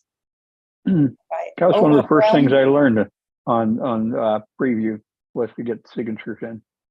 Yeah, well, we did it a number of years ago and then I Right. forgot about it Oh, no, until just I still think it's one of the recently. best things about Yeah, preview. it's an important part of it because even if you don't have to fill out a form, sometimes someone will send you a document that needs to be signed and you're going to email it back to them. So you can put this kind of a signature on it. Mhm. Any other questions about preview? Those are the key things that I use preview for. And as I said, I just automatically open up any kind of a JPEG or a PDF in preview, and I've set the default so that it opens automatically in preview. I don't have any Adobe products on my computer anymore. I used to use Adobe Standard Pro, whatever that version was that came with the suite, and I don't buy the suite anymore. And I don't have any Microsoft products on my computer anymore. I'm using all Apple products and they're working great. So Karen, if somebody sends you, oh, I'm sorry, Al has a question. Oh, Al, you got your hand up. Al, hello. Unmute yourself. I don't know where he went. He took it down. Okay. Okay, well, so then if you get a PDF, just a regular PDF document,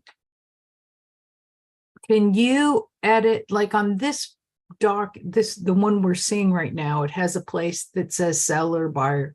And if you get that in a PDF, can you move those things around? Can you edit those parts? Probably Not, depends on how they did it.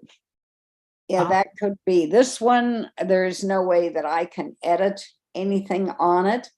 I can, and I have done this a couple of times, if there's something that I don't want to show up, I can You can mask use, it. oh, the shapes over here.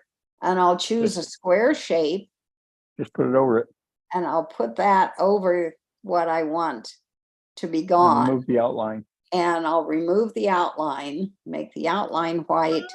And now I have covered up that item. Yeah, I've done that too. Yeah.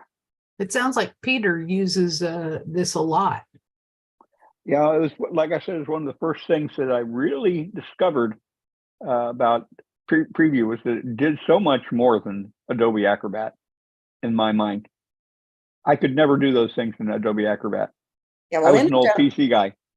Well, in Adobe Acrobat, I was able to go into text and revise it, the pro version, not the reader version. Yeah, I didn't have the pro version, so Yeah, the reader version, you couldn't do any of this stuff.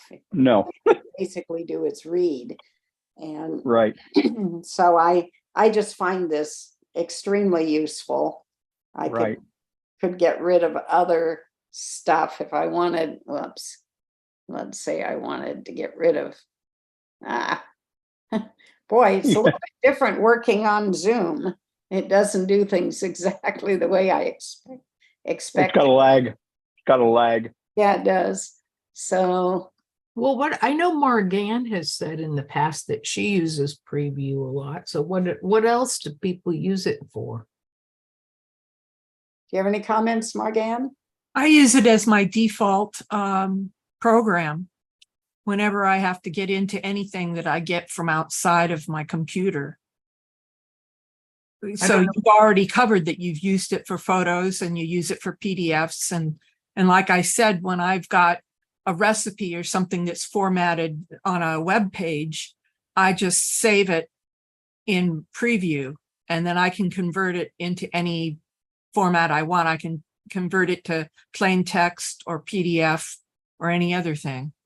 You know, while you're talking about recipes, this wasn't on the agenda, but I really do need to share something with you. Come on, revert the changes, get rid of that. Because this has become my go-to way to save recipes from the web, not from a newspaper, although it might do it well there. Something called Recipe Keeper. Somebody tell me a recipe they'd like to look up. Apple pie. Okay, so we want a new recipe, import it from a website, and we'll say apple pie. And it's going to go out and find a bunch of apple pie recipes. So let's say we want to try this one. And it will show me the website and let me see all the various ingredients. And it shows me how it would put those in here if I chose this one. But I don't want this one. Let's go back and let's choose this one. Okay, so here's, and it has started filling in the stuff. Okay, this is the one I want. So let's save this one. There's my recipe. And it just puts a picture in it too. Puts a picture in it, puts the recipe in. And if after I make this recipe, I want to edit it and put some of my own notes, I can do that. And if I want to go shopping for the ingredients, I can choose which ingredients I want to shop for. So I can unselect them all because the only thing I need is unsalted butter, and I can add that to my shopping list. I can also print this out, and let's see, I'll use the print, and it'll give me a nice printed page. So if I take it to a potluck and somebody wants the recipe, I can have a couple of copies to hand them. The other thing I like about printing it out is I can take it into the kitchen and not worry about getting it greasy because I can throw it away and get another one. What are the print options? Like, can you print it like onto a card? Yes. Card size? The page size, I can choose a 3x5 card or a 4x6 card. Cool. And it'll probably go on to the next page, I guess, but let's put it in landscape mode. Yeah, I'm not sure how many pages it would take.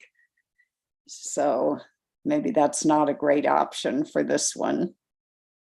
But I can also share this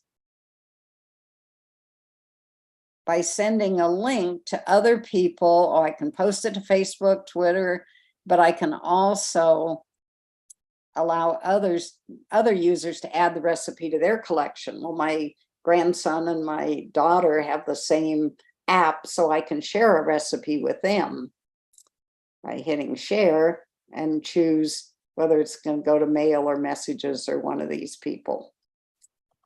So when you're talking about recipes, this has become my new favorite way. And if it's like a casserole or something, this is, well, actually, I suppose I could change this to a larger pie shell. And how would I adjust the ingredients? I can change it to 10, and now it will adjust all the ingredient amounts. to make a larger pie. Is this the same one that Pete talked about, the same app? No, Pete uses Paprika. paprika, Oh, paprika. which I'm Okay. sure does a lot of the same stuff. You know, it's just a matter of getting started. And when I started this, I did have some printed out recipes, and I've forgotten now how I did it, but there was a way for me to scan those. Mhm. This app actually scanned them and converted them into this kind of a recipe. Wow. So it'll find them on the web, it'll scan existing ones. So you could have it, I suppose, scan a page. I don't remember how I did that. There is a meal planner. Let's see what's over here with these dots. Duplicate, delete. And then it has them all ordered. You can organize. If I edit this, I can tell it what course if this is a main course or a dessert or whatever. Categories can be meat, vegetarian, whatever I want. So I can make adjustments there. And then, let me cancel this. When I go back to, how do I get back to my home? It was on the left. Yeah. Here, home. So here are my various categories. And so I can either search for a recipe, or I can go to a category and see all the recipes for that. And a few of my old family recipes I didn't have pictures of. And so I went out to the web and looked for a picture that was similar and threw that in myself. Can you have a recipe in duplicate categories?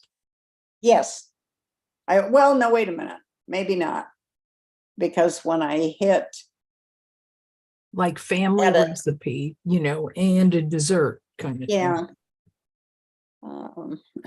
Have some with no course. Let's go look at them. Well, here's this one we just did.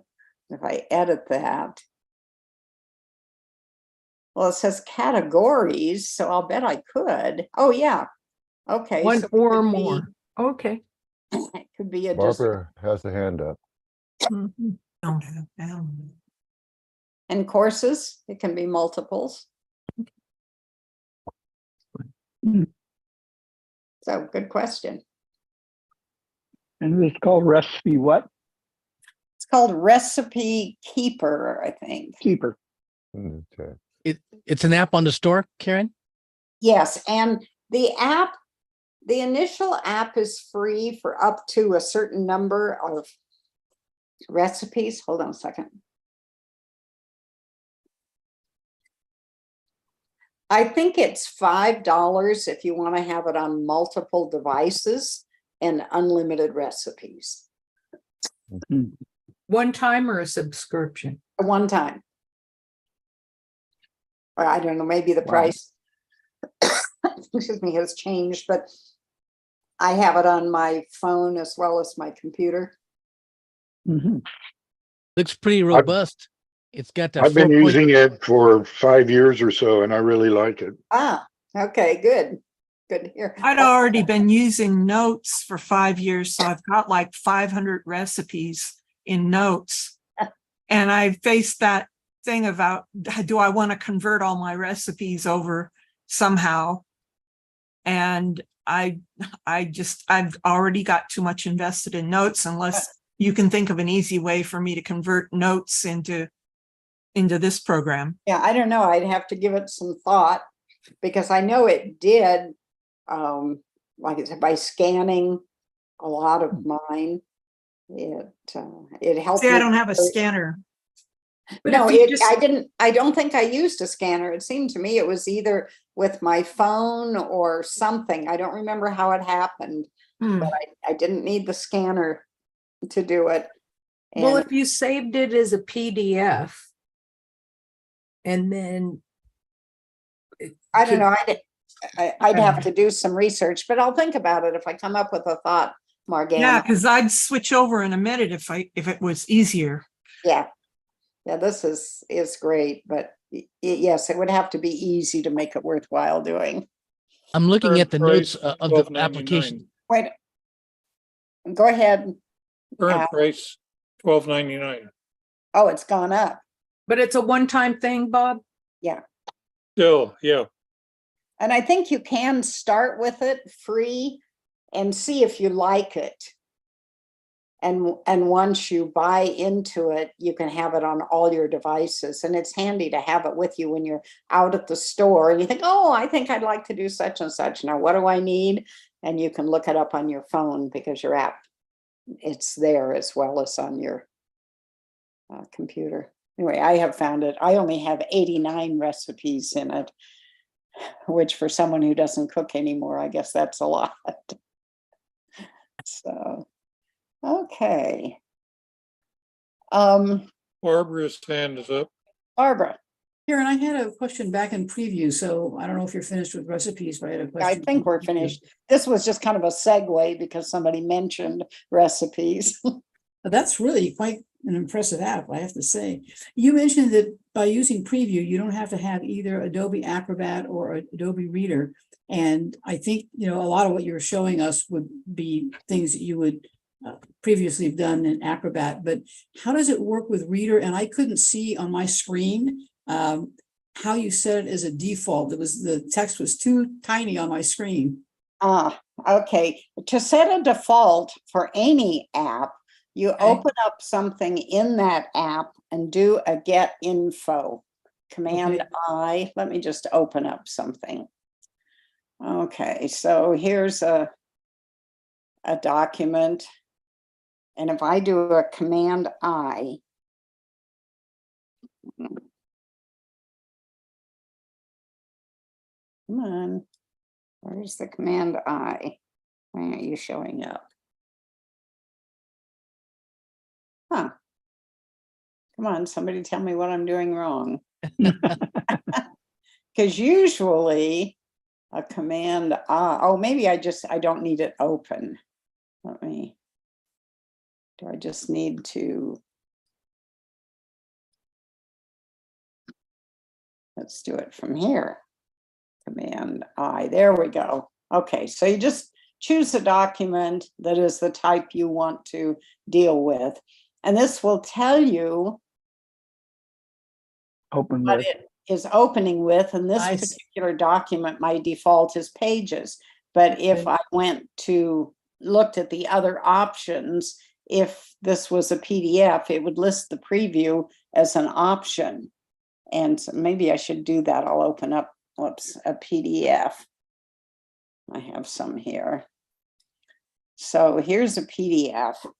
If I do the command I on this, let me get rid of this one. So here is the command I, and here are all the various documents on or applications on my computer that think that maybe they could open up this particular thing. If I choose preview, then it asks, do I want to use this application to open all documents like this one? And if I say change all, then any document that ends in PDF, I'm going to open with preview as a default. Okay. Now, you know that if you ever decide you have a document and for some reason I don't want to open this particular one in PDF, I'd rather open it in a photo app. If you do a right click on it, you get this menu with an open with, and you can choose something different to open it with. Okay. So you can choose whatever you want, but if you want to set a default, you want to go into this get info panel. Okay. Okay. Does that answer? It answers part of it. So how does using preview obviate the need for using Adobe Reader? Well, Reader only reads PDFs. That's all it does. Okay. Got it. Preview reads PDFs and edits photos and creates forms and does all additional things way beyond what Reader does. Okay. And sometimes I have trouble saving a PDF. If I wanted to save the PDF after I've opened it, Okay, here's an example. If I wanted to save this as a PDF, I do a Command P to bring up a print dialog. And then down here in this corner, yes. click on this, save as PDF. Mhm. Now this photo will be What? PDF. Okay.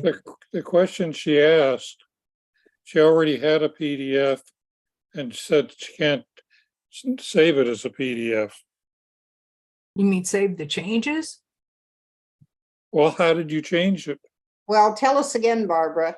Well, I've had situations where somebody will send me an email and I'll open it and it's a PDF and I want to save it and I can't find out how to save it. When I try to save it, I get something from Just drag it to Adobe your saying you have to desktop. buy a program.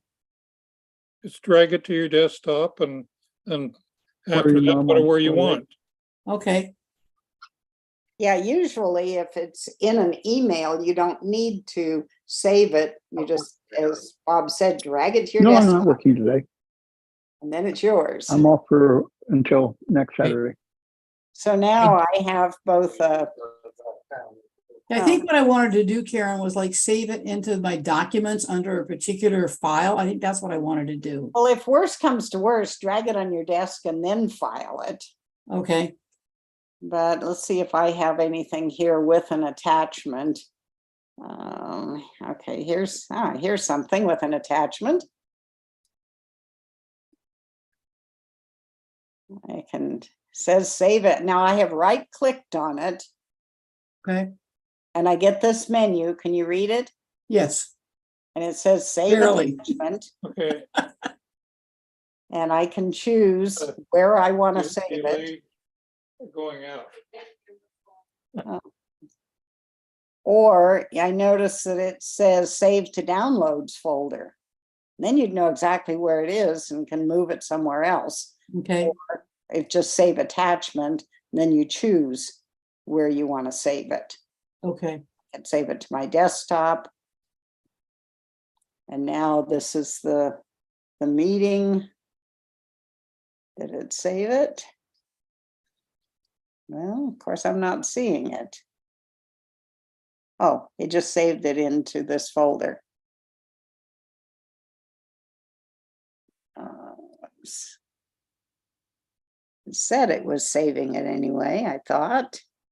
It did show an upload arrow in desktop, so probably 12 items. It could be in that one.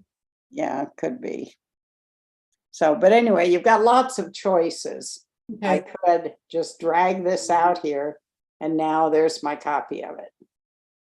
Yeah, it's because you're using stacks.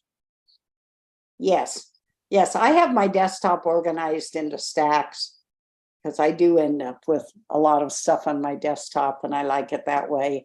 So now I click that and the PDFs all go in a stack.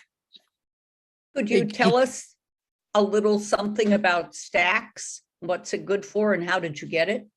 Well, if you tend to collect things on your desktop, like I've got 12 items in this folder and they were scattered all over my desktop, it would sort them for me. It'll sort the images into one stack. It'll sort documents into another, PDFs into another. And so you have these stacks of documents instead of 40 different items scattered all over your desktop. And you know, if you're looking for a PDF, that you click on the PDF documents. And now it opens that up and shows me my 2 PDF documents. And if I had some, this is no longer an image because I saved that as a PDF using Preview. How do you activate that? Is it under a Finder view? Yeah, Finder view, use stacks. And I can group stacks. I'm grouping them by kind. You can do it by date or you can put tags. A lot of people are tagging stuff now. I don't use tags, but some people find it helpful. So this I have been very happy with since I discovered this particular. Al has his hand up. Al, question, comment? Yeah, occasionally when I'm composing a multi-page PDF, I have an issue where, like, say I have a photograph and it's taken in a landscape mode, and then I wind up just dragging it out over into the PDF I'm making, and the orientation it turns into it puts that landscape picture in a portrait mode. You ever encounter anything like that? In a PDF document, something you're Yeah. doing in preview? I haven't, but doesn't preview have a rotate icon? That's probably what I need to use more often. I just assumed that it would automatically sense the orientation of the photo and then, put the landscape photo in a portrait in the portrait mode. If I wanted that, like. Yeah, But I used to find years ago that if I had something that I had taken in portrait mode and I had rotated it to landscape in photos, then when I went to use it, it would lose that orientation that I had added, and it would take it back to its original orientation. That may be what's happening, because the other app doesn't recognize Apple's rotation. But other than that, let's see if I can. Yeah, see, there is a rotate icon up here. And so once you get the item in, you could, although that may be the whole page. I didn't think about that. But then I don't create documents. Couldn't you save it in photos? I'm going to do a new document, like if I'm in a Pages document. Yeah. And I pull this item into it.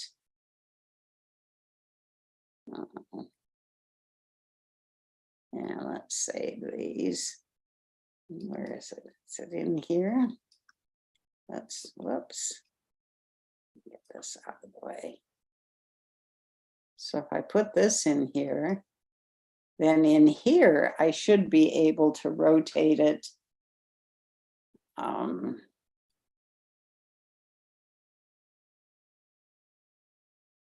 Here is the rotation.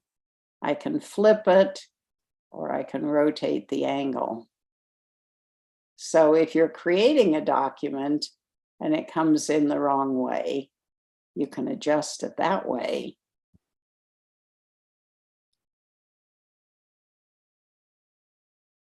Pretty handy. Nice tools. So would that solve your problem? Oh yeah. Oh yeah. I just keep forgetting this. It's such a robust app, and has all these feature sets that we're all familiar with from other programs, but Right. They've leveraged all that software capability and put it in there. It's pretty robust. Yeah, Pages, I am amazed at what I can do in Pages. And I didn't necessarily come from the Microsoft field, although I did use Microsoft documents, but I was a page maker in design, incredibly robust program user. And I'm finding Apple does it all. I wouldn't use it to make a 1,000 page document like I used to in InDesign, but it certainly does actually more of what I want right here. So this is Pages. The biggest difference between Pages and Word is all your stuff is here on the side instead of across the top, but it's all here. Yeah. So Karen, if you were going to just start learning Pages, what would be your advice if you're switching from Word, which you've used for decades, to learning how to do Pages? What would be your advice on how to go about doing that? Because trial and error doesn't work well for me. Oh, well, a good point. What I found was most helpful to me was to try to copy another document that I had done in the other program. Because if I just sat here and tried to create something new in Pages, I'd make it work.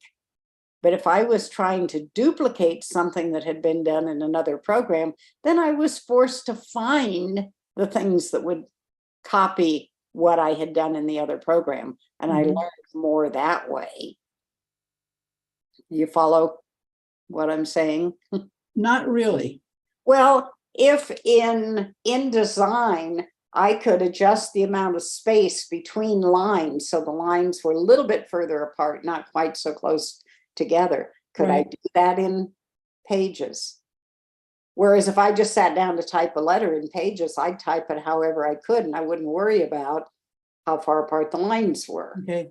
So what I try to do is take a document that I have done some fancy stuff with and try to duplicate it in Pages and find those features that I need. It would force me to look for the features that I'm used to using, rather than saying, oh, I guess I can't do that anymore. Maybe Al can put up a link for the Take Control books. They have one for Pages, one for Numbers, for a whole bunch of the Apple applications. You They're know, pretty good. and don't discount the help. You know, if you And go also, to Pages help, you know, help is so much better than it used to be. And it'll take you to this user guide. And if you click on the table of contents, here are all kinds of different issues. And here are Pages basics. I mean, look at how many basic items there are. Okay. And it all comes off the help menu. Now, another That's a thing big help. that'll make life easier is bring up the help menu on an iPad, set it next to your computer, and start working on your computer. And that way you can have the help menu up or this user guide at the same time as you're working. The only That's thing a you very good idea. set your tablet so it won't go to sleep on you. I have another question about preview, but somebody else has had her hand up for a while. Darian. Arian, This is a quick question that maybe you can't answer. I would like to make a PDF of a whole slew of documents. I'd like to make it into one PDF. That the slew of documents includes PDFs and Pages documents and other documents. Is there some way to make them all into one PDF? you can add things to a PDF document, or you can create the whole thing in something like Pages and then convert it to PDF if there are lots of different kinds of things. By changing this view up here in Pages to show the page thumbnails, I can actually just drag things, other documents in, and they'll all show up over here. I can, at this point, say make a page break, insert a page break.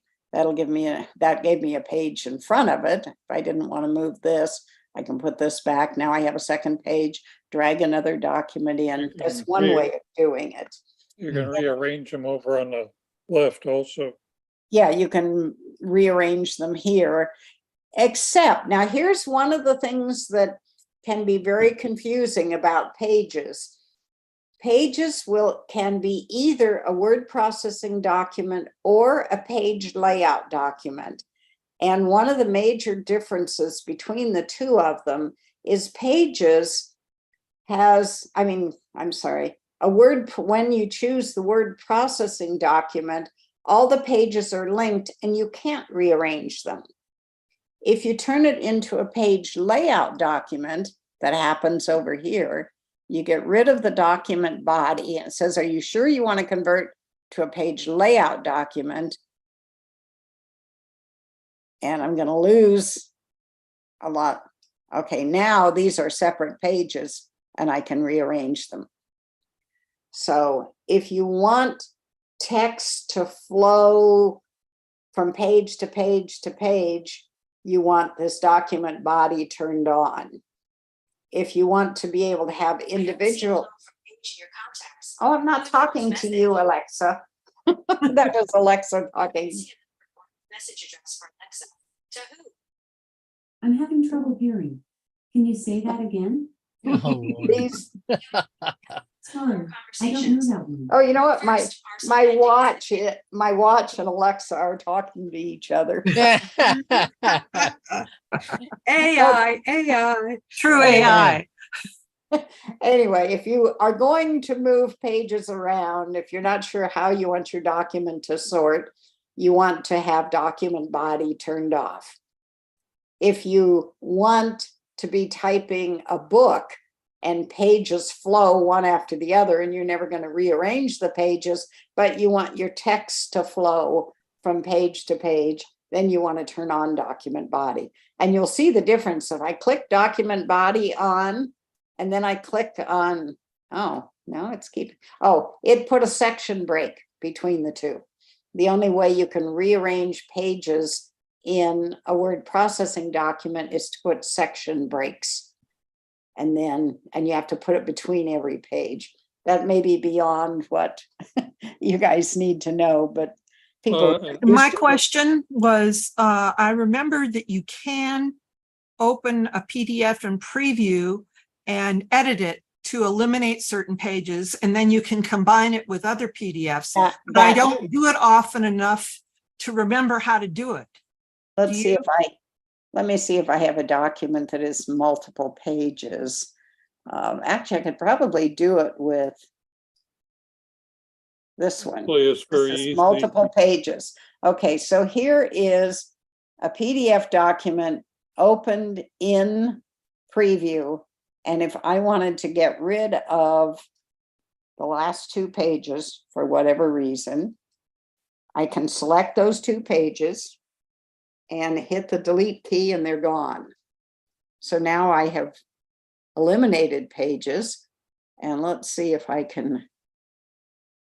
There you go. Page in there. So you can do it just this way without Yeah. going into. That works. Pages. I'd forgotten how to do it. If you don't want to edit stuff, because in pages, I'm not sure that I can highlight things, I can copy them, but I can't move the text around. I'm only moving pages around. But if she had her question, I mean, if you have a bunch of PDF documents that you want to put into one document, you just open one and drag them in. Yep.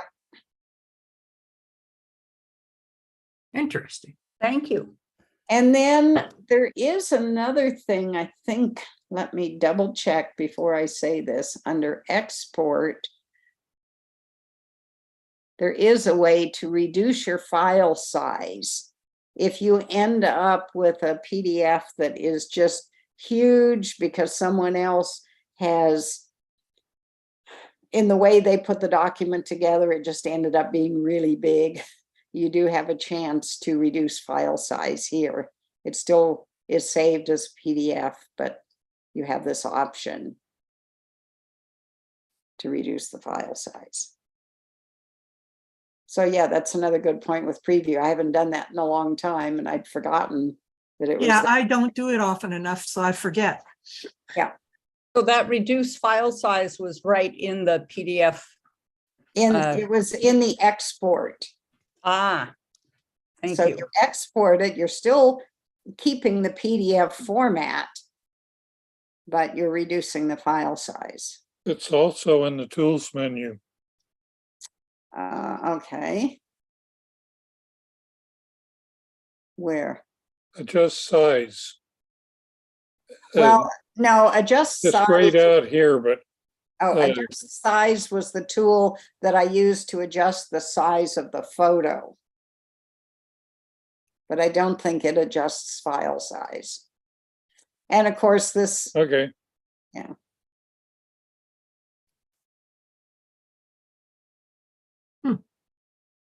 Amazing.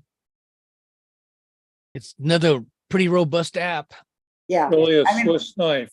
We could go on and on with pages and numbers. Yeah.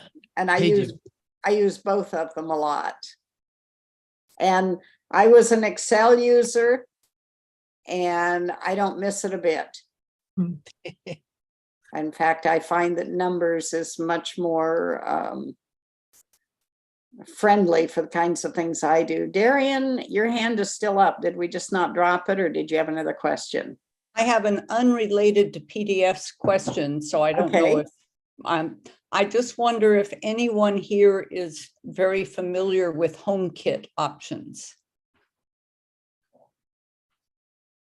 In what sense? What kind of options? Well, there's a question of editing scenes. editing scenes, if anyone understands that. Yeah, I do, but I And haven't also been using location service. HomeKit. I was doing it with another app and Alexa. I didn't have any HomeKit items, so I'm afraid I can't help. Is anyone else here doing any HomeKit stuff? Struggling. Struggling. Yeah, Isn't HomeKit for like if you have the lights that dim and the Yes. Sure. and Yeah. all of the Apple devices that you the temperature or the thermostat Yeah. and all that. So Yeah, what I is it? Yeah. Yeah, I started out with Hue and I never did move to the Apple ecosystem, so I don't have those answers. So I didn't understand Darian's question, but Well, when you put scenes together, you combine different things. So instead of having to go through and say, lights do this and thermostat do this and bulbs change to this color, you can put them all together in what's called a scene. And with one command, you can change it all. okay. It's kind of like some fancy cars have got settings. So you just push the button and it moves the seat and the mirrors and everything for one person, and then the other driver gets in and pushes the button to scene B, and the seat and the mirrors and everything changed to there for them. Okay. That's a scene. So maybe try help, but so far not much luck. Yeah, sorry. I guess not many of us are using HomeKit. I think probably what happened is Apple was a little bit late to the what I don't know what you call Al had a term he used, the Internet of Things. Yeah. Apple was IoT. yeah, Apple was a little late to IoT, and some of us had already started somewhere else, and the systems aren't necessarily compatible. And I do still have a couple of items that I voice control, but not many. And Bit of a Wild West out there with different manufacturers, going their own route and not supporting HomeKit, and a lot of complaints about the just not getting done what you need to have done, and you have to. There's not a whole bunch of unified. It hasn't been in the past, I should say. I know they're trying to get this one protocol called Matter, and writing a specification and hoping that manufacturers that make home IoT and home automation products will they'll all work together under one protocol and stuff. But it's still like a work in progress, I think. And when you start using a whole bunch of these things, it can start to be a whole bunch of overhead. With if you rely on the internet access and Wi-Fi access and stuff like that, you can start, before you know it, you may have 20, 30, 40 things on your network, and it has a whole different series of complications. So you have to make sure you have a robust internet at home, and the other thing that's awkward is most of these IoT things want a 2.4 gigahertz, megahertz, whatever it is, network. And most of our current networks are 5. And they claim that the network will provide, the dual band networks are supposed to provide what the item is asking for. And I found that didn't work. So I have created a second 2.4 network here so that I can log on to that when I do need to adjust one of these IoT things, because I just found it wasn't working, expecting the network to serve what the item needed. So I'm actually down to, I think, only one item now, And when I climb into bed, I say, well, I use Echo rather than Alexa. And I just say, Echo, off my lamp. And it turns my light off and lets me go to sleep. And Karen, you've said in the past that a lot of people asked you where you are about creating emojis of themselves or whatever. Anybody interested in hearing about that? I am. Sure. We'll do just have a couple of minutes to get started. Come We have on. about 5 minutes left. It's a coming feature in iOS 17. Yeah, there is going to be more to it, but it's kind of fun and it's something we do. And I don't mind hanging on a few extra minutes to get through it. But I have to go through the process of getting my phone back up there. Oh, you do it on your phone? Yes. Let's see.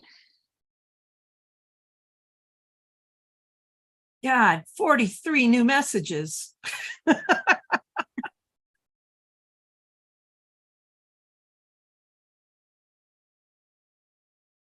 It'll take a minute.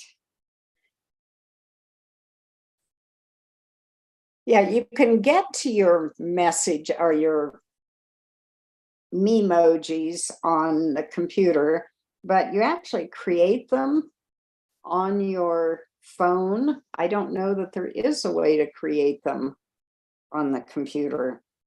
So basically you want to go to messages and just choose somebody that you send, or you can actually choose a new message. Just get into the message area. And then you want to look for this icon. And you tap on that. And these are memojis that I have created. But if I click on the three dots here, and I get a choice to either edit this, I don't know if that'll, or duplicate it and try some changes with it, or create a new one. And what it's doing now is it's following my face. I'm looking from my phone up to the computer. And now when I look back at my phone, you can see how it's moving around with me. So I'm going to create a new one. And this is where you begin. And you can do it along with me if you want to. But you start off choosing a skin color. And I'm a very light skin, so normally I would choose that one. But if I just want to make a goofy one, I could choose purple. And some people do goofy ones. But let's say I wanted to do just a plain one.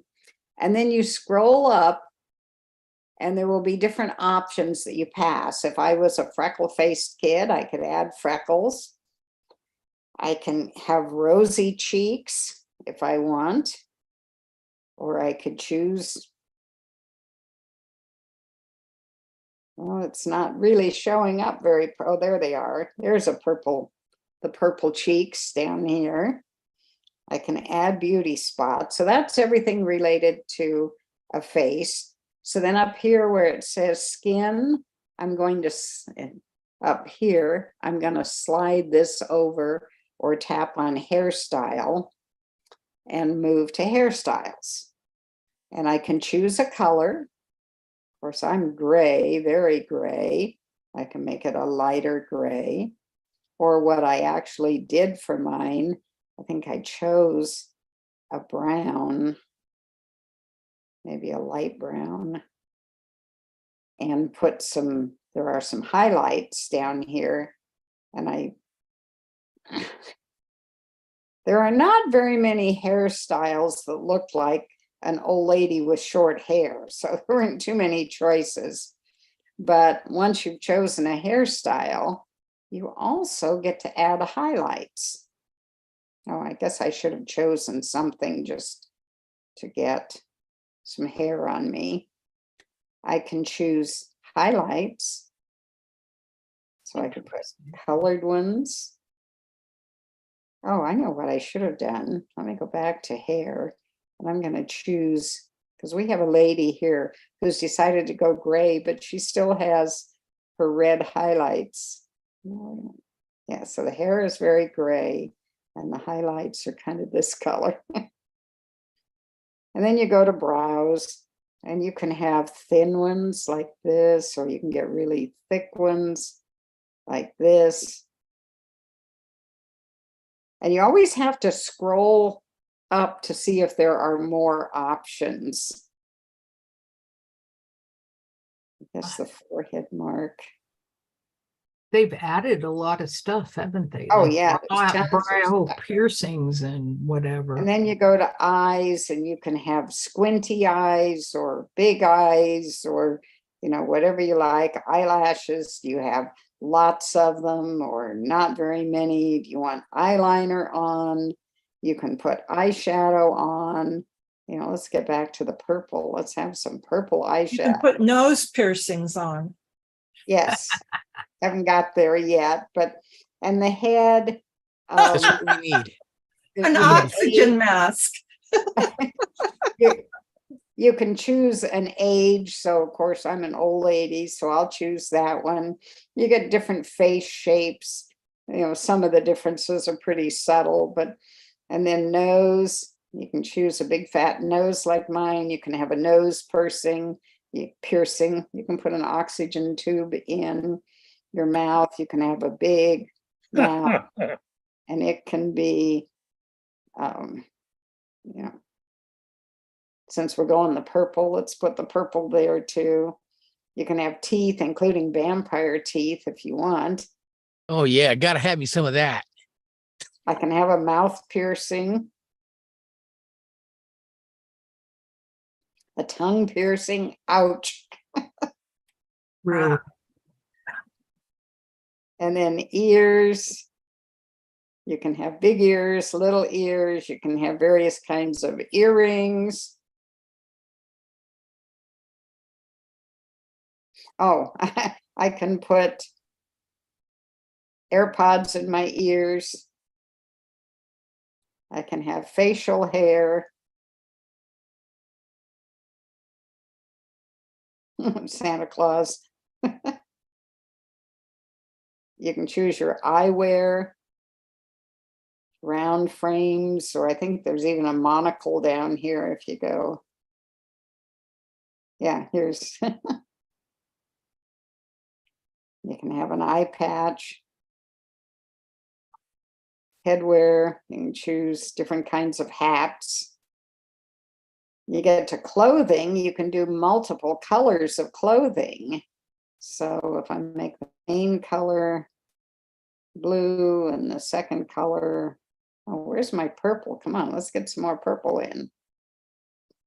If there's a third color on whatever I chose, I can choose the third color. No, I want that one. So let's choose that one. So there's my multiple colors. So far, it's looking just like you. Just like me. Huh? And so once I say done, now they have taken that Memoji and created all these different, you know, there are some of these that I use over and over. You're just the hi every once in a while. This first one is essentially call me. You know, it's the little telephone up to the ear. Oh, whoops. Oh, I just pulled that up into a message. I didn't mean to do that. I use this one, the celebration one, when somebody tells me something new and exciting. I've done, oh, there's the one I'm going back to bed. Oh, I used this face palm the other day because I booked an appointment when I already had an appointment booked. Where's the sleepy one? I missed the sleepy one. With the Z's. But in other words, you can express, oh, I've used this one this is what I use as my video off on Zoom. So some of you have probably seen me behind that one. Oh, there's the sleepy one. I send that one to my daughter when I'm going to go take a nap. Don't call me. So you have all these stickers that you can use. Okay, now you get back into your messages. And if you want to use one of those stickers, you tap on that icon and you can choose one of these. Or what's interesting is you can take, I could send her some kind of, well, actually,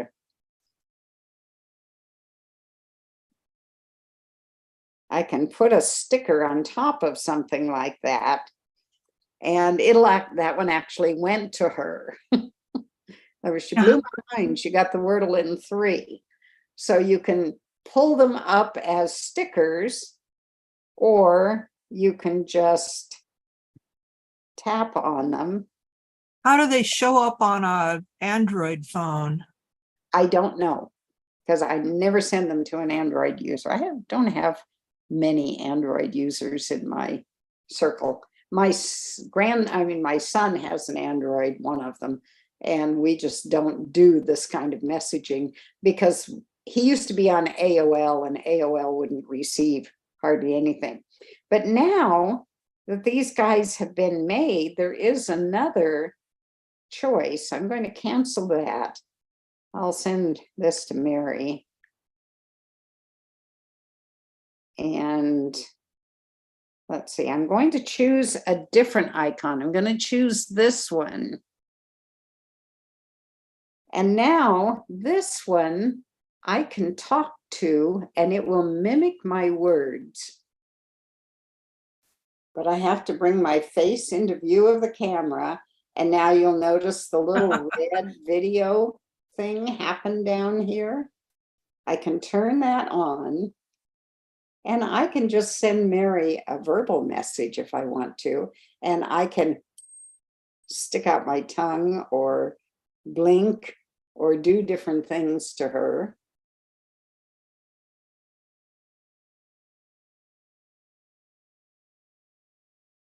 I'll tell you what happens when I send my friend who's on Android one of these. Okay, now I can send that to her. And she'll get my message and it will look just like that. I'm waiting. Now, when she gets it, this may be turned off, and that's so you don't have to listen to it all the time. I can turn that on. Okay, it says it was. And I can just send Mary a verbal message if I want. I can stick out my tongue or blink or do different things to her. We can hear it on Mary's end. First time I ever saw this done, one of my grandkids sang happy birthday to me with their emoji. So everybody know how to go make an emoji now? Thank you. Yeah. Thank you for everything, Karen. We covered a lot today. Yeah. Great job. Great job. Always full of all kinds of tidbits. I think everyone always comes away with something useful. You do such a job of explaining it well too, Karen. Yeah. Oh, thank you. Well done. Do I remember hearing that somebody's going to do a workshop on pages? Perhaps. Well, we could do that on a third Saturday workshop if anyone is interested. Usually Sure. we go Oh. to I heard Always that it was interesting. going to be for a main meeting, but I'd take it third Saturday. Yeah, either way. I mean, if Yeah, there's it'd be more focused probably with the third Saturday. yeah, I mean, I'd be happy to do it. If anyone wants to show up next third Saturday, we can spend some pages time. Okay. So- Sounds Okay. good. Sounds great. Sounds great. Okay. Now, All some right, thank you so Yeah. much for jumping in there last moment too. We really appreciate it. Okay, Al, you're gonna save the chat? Yeah, I've saved the chat and Okay. see if I can get something pumped out here. I'm not sure if we get it done today. I've got a lot of stuff going on, but next couple of days we'll have something tangible. Check in on the Facebook. If not, I'll send it to everyone. All the board members get it right away, and general, the rest of the MacNexus folks will get it. Obviously, Well, thanks everybody for showing up for me. Karen and Al, I have a quick question. When you send us the chats with all the hyperlinks and stuff, is there a way that you can search the chat if you want to like go back and find a specific topic that we covered, or you just have to scroll through the chat and look for it? Command F. Well, if you know what a word to search for, Command F will bring up a search, and you can search the whole document that way. Great. Yeah, it's quick and dirty. Command F is universal in the Mac ecosystem. You want to find something, Command F. Always handy. Yeah. And most Apple apps have a search box on the upper right. Yeah. So same thing. See you in an hour. All Yes, right. yes. Bye, folks. Bye. Thanks again, Karen. Thank you. Thank All you. righty. Thomas See is you guys the in- host, so he'll Thanks, Karen. close us down. All Bye. right. Yeah, ciao. Great. Great job. All right. See you in we're an outta hour, here. guys.